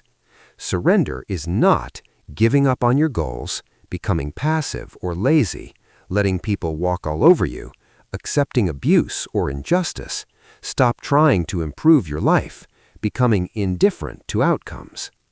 Surrender is accepting what you cannot control, releasing the illusion of total control, trusting life's process, doing your best and releasing attachment to results, working with reality as it is, not as you wish it were, opening to what is, even when it's uncomfortable. The man on the cliff did not stop caring about his life. He simply recognized what was in his control, eating the strawberry, and what wasn't, the tigers, the mice, the cliff. This clarity brought peace even in a dire situation. The story of the farmer's horse, revisited with new understanding. Remember the farmer whose horse ran away? His neighbors said, "Bad luck." He said, "Maybe." The horse returned with wild horses. "Good luck." "Maybe." His son broke his leg. "Bad luck." "Maybe." The broken leg saved him from military conscription. "Good luck." "Maybe." A student asked, "Was the farmer passive? Did he just let things happen?" The teacher replied, "No, the farmer still ran his farm, still cared for his son, still did what needed to be done. His maybe was not passivity, it was wisdom. He understood that he couldn't know how things would unfold, so he didn't waste energy judging each event. He trusted the larger process while still tending to his responsibilities." Teaching: the paradox of control. Here is anxiety's greatest paradox. The more you try to control, the more out of control you feel. The tighter you grip, the more slips through your fingers. What you can control: your actions in this moment, how you respond to circumstances, your choices and decisions, your effort and intention, what you focus your attention on, whether you're kind or harsh to yourself. What you cannot control: other people's thoughts, feelings, or actions, most outcomes and results, the past, much of the future, random events, other people's opinions of you, how fast you heal or grow. The anxious mind exhausts itself trying to control the uncontrollable. It spins endless scenarios, makes contingency plans, and stays hyper-vigilant, believing this vigilance provides safety. But true safety comes from doing what you can with what you have, trusting your ability to respond to whatever comes, releasing what you cannot control, and having faith in the process of life itself. The story of the Zen master's tea. A Zen master was about to serve tea to guests when a student burst in. "Master, there's a fire in the village. What should we do?" The master continued preparing tea with perfect calm. "First, we have tea." The student was aghast. "But master, the fire!" "Yes," said the master, pouring tea with steady hands. "There is a fire. After tea, we will go and help. But right now, we are having tea. If we rush to the fire in a panicked state, we will not help effectively. We will bring our chaos to their crisis. They drank tea mindfully. Then they went to the village and helped with clear minds and steady hands. Teaching: skillful response versus anxious reaction. Surrender doesn't mean doing nothing. It means acting from clarity rather than panic, from presence rather than anxiety. Anxious reaction, driven by fear and urgency, scattered and unfocused, desperate to control outcome, fueled by what-if thinking, creates more chaos. Skillful response, rooted in present moment awareness, focused and clear, accepts uncertainty while acting wisely, based on what is actually needed now, creates stability and effectiveness.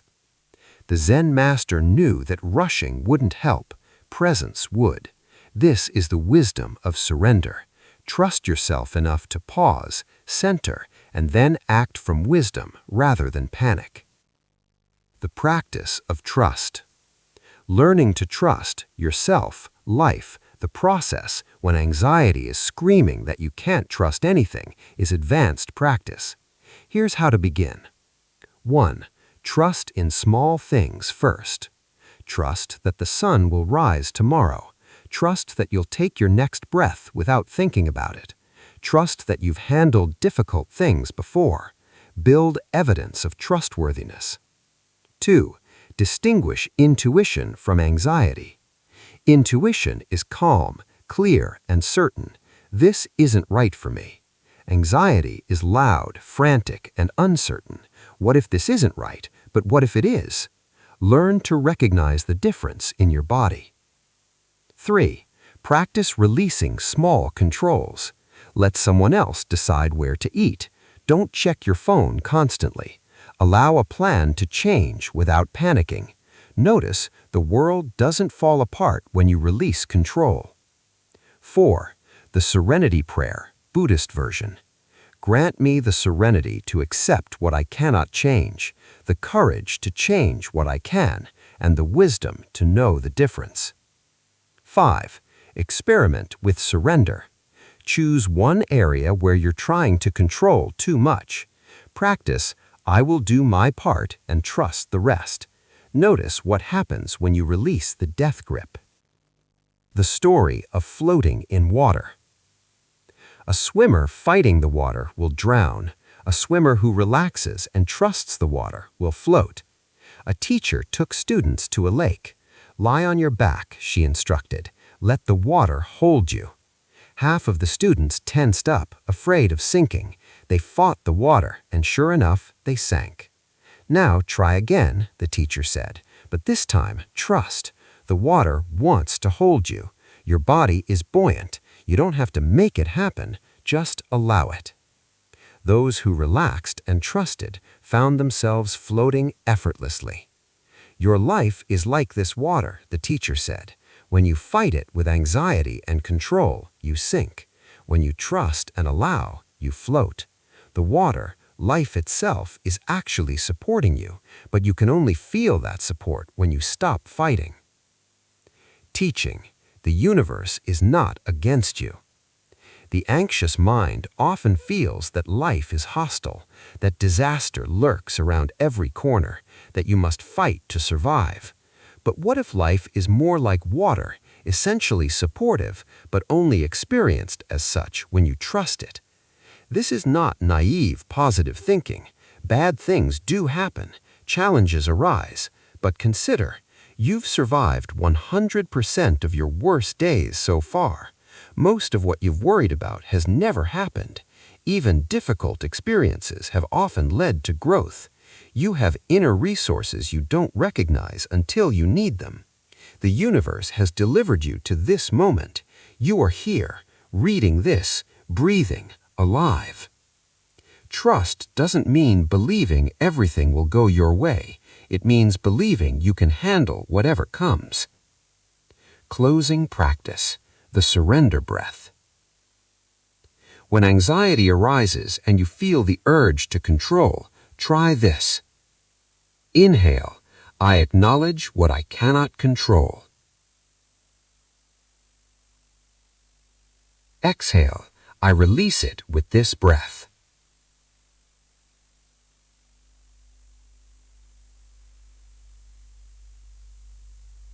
Part 24. Shadow Work and Integration. The story of the monk and his shadow.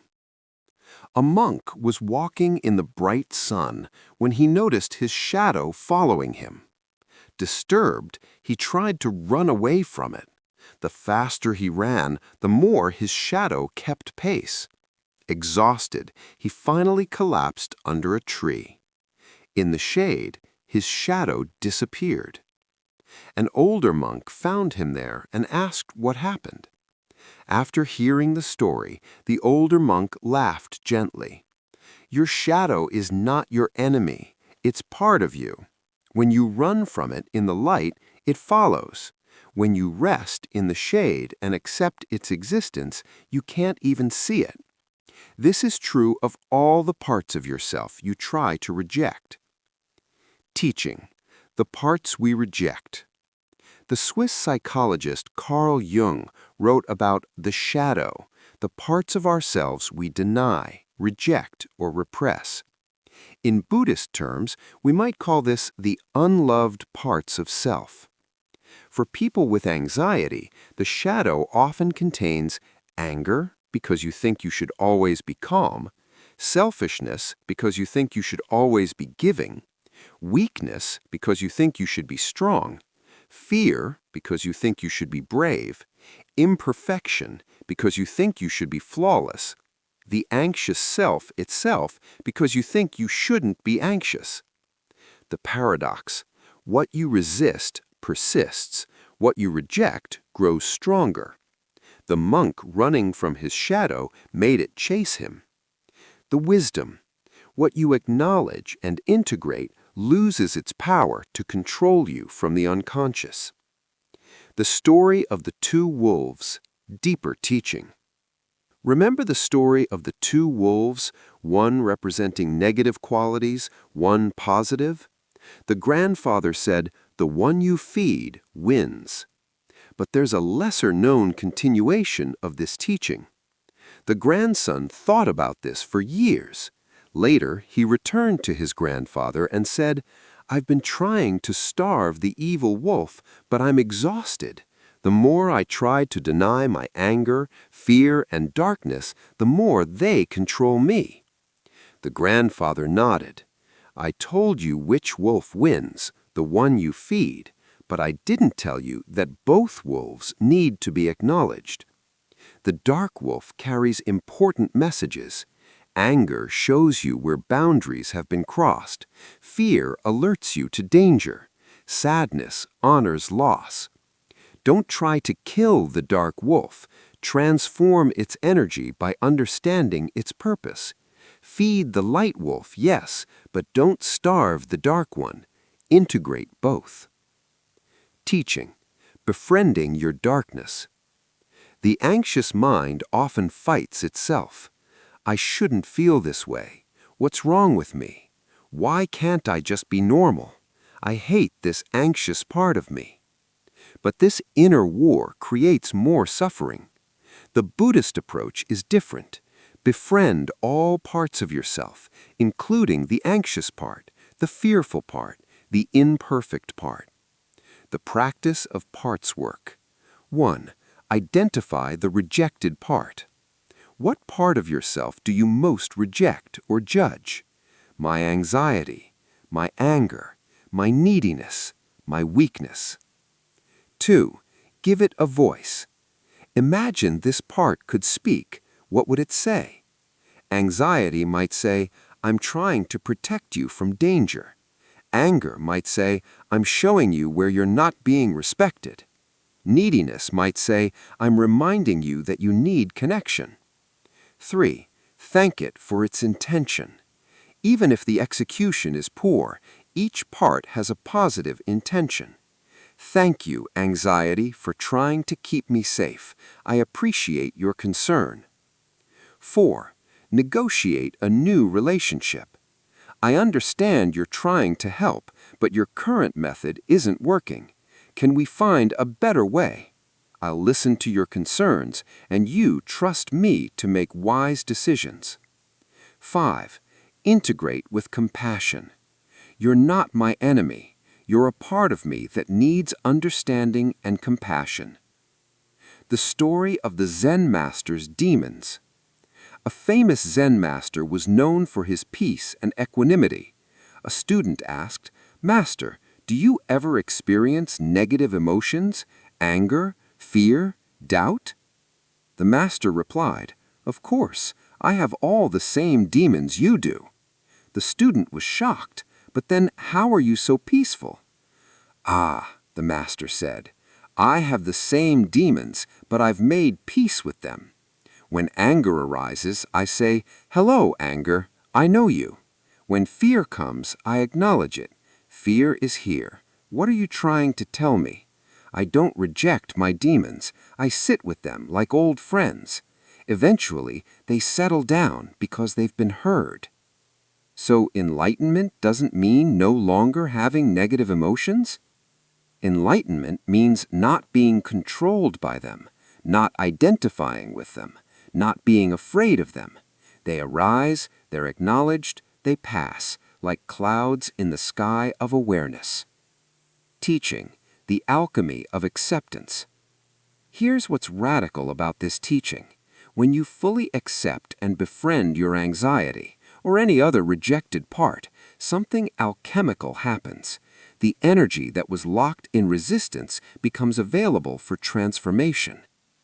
The old way, resistance. Anxiety arises, you reject it, "I hate this, go away." Anxiety intensifies because rejection creates more stress. You feel like a failure for still being anxious.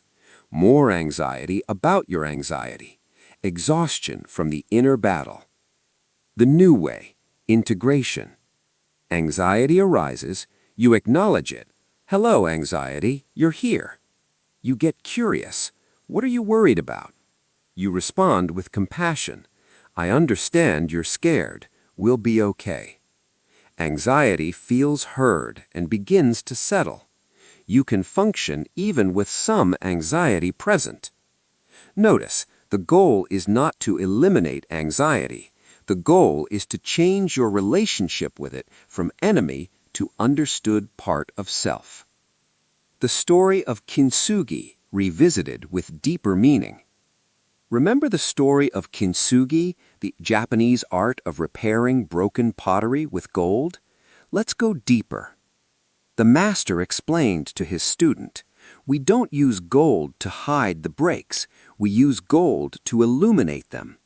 We say to the bowl, 'You were broken, and that is part of your story.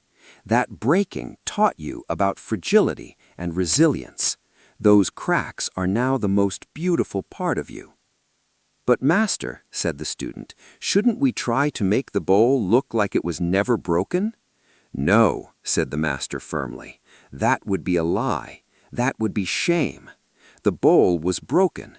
To pretend otherwise is to reject its true history. The gold doesn't hide the truth, it honors it. This is the difference between shame and integration." Teaching, from shame to integration. Much of the suffering around anxiety comes not from the anxiety itself, but from the shame about having anxiety. "I'm weak, I'm broken, I'm less than others. I should be past this by now." This shame keeps the wound festering. Integration heals it. The path from shame to integration. Stage 1. Hiding. I can't let anyone see that I'm anxious. I must appear perfect.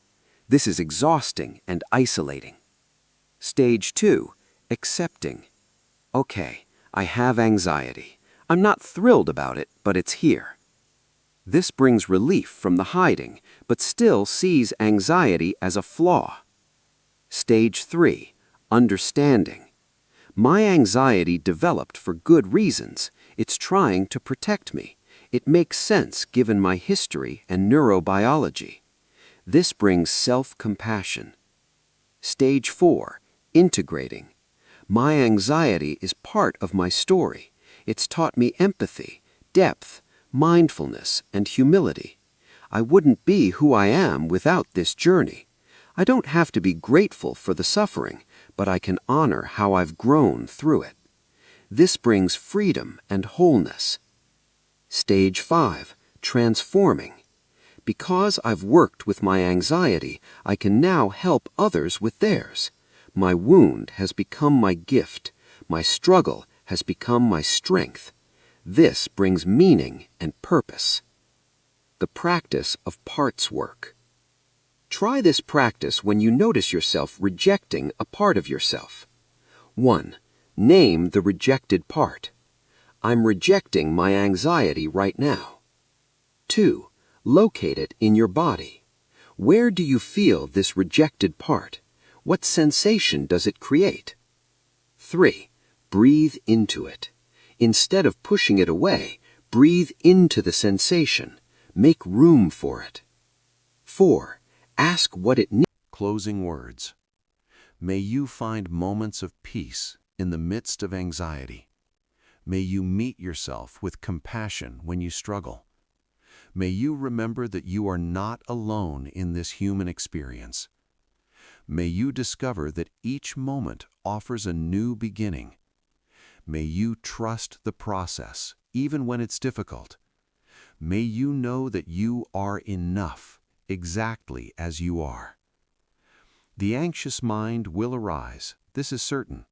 How you meet it, with resistance or with understanding, with harshness or with kindness, with fear or with courage, this is where your freedom lies. You have everything you need. Begin where you are. Start now. And when you forget, as you will, begin again. The path is walked one step at a time, one breath at a time, one moment at a time. May your journey be blessed with awareness, compassion, and peace. Gate gate para samgate, bodhi swaha. Gone, gone, gone beyond, gone completely beyond, awakened, so be it. Appendix. Quick practices for moments of anxiety. When anxiety arises and you need immediate support.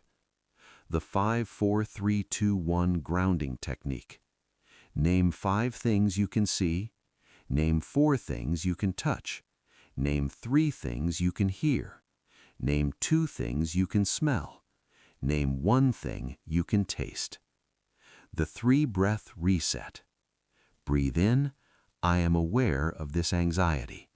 Breathe out, I am not this anxiety. Breathe in, this moment is workable. The compassionate hand. Place your hand on your heart. Feel the warmth of your own touch. Say, this is hard right now. May I be kind to myself. The body check. Where in your body do you feel this anxiety? What is its quality? Tight, fluttery, heavy. Breathe into that place. Don't try to change it, just be with it. The thought labeling. Notice the anxious thought. Label it, worrying, or planning, or catastrophizing. Return to the present. Right now, I am breathing, sitting, walking. The quick mantra. This too shall pass. I am safe right now. I can handle this moment. Breathe and be. Remember, these practices don't make anxiety disappear. They give you a way to work with it skillfully. Use what helps, leave what doesn't, and always return to kindness towards yourself. May all beings be free from suffering and the causes of suffering. May all beings know peace.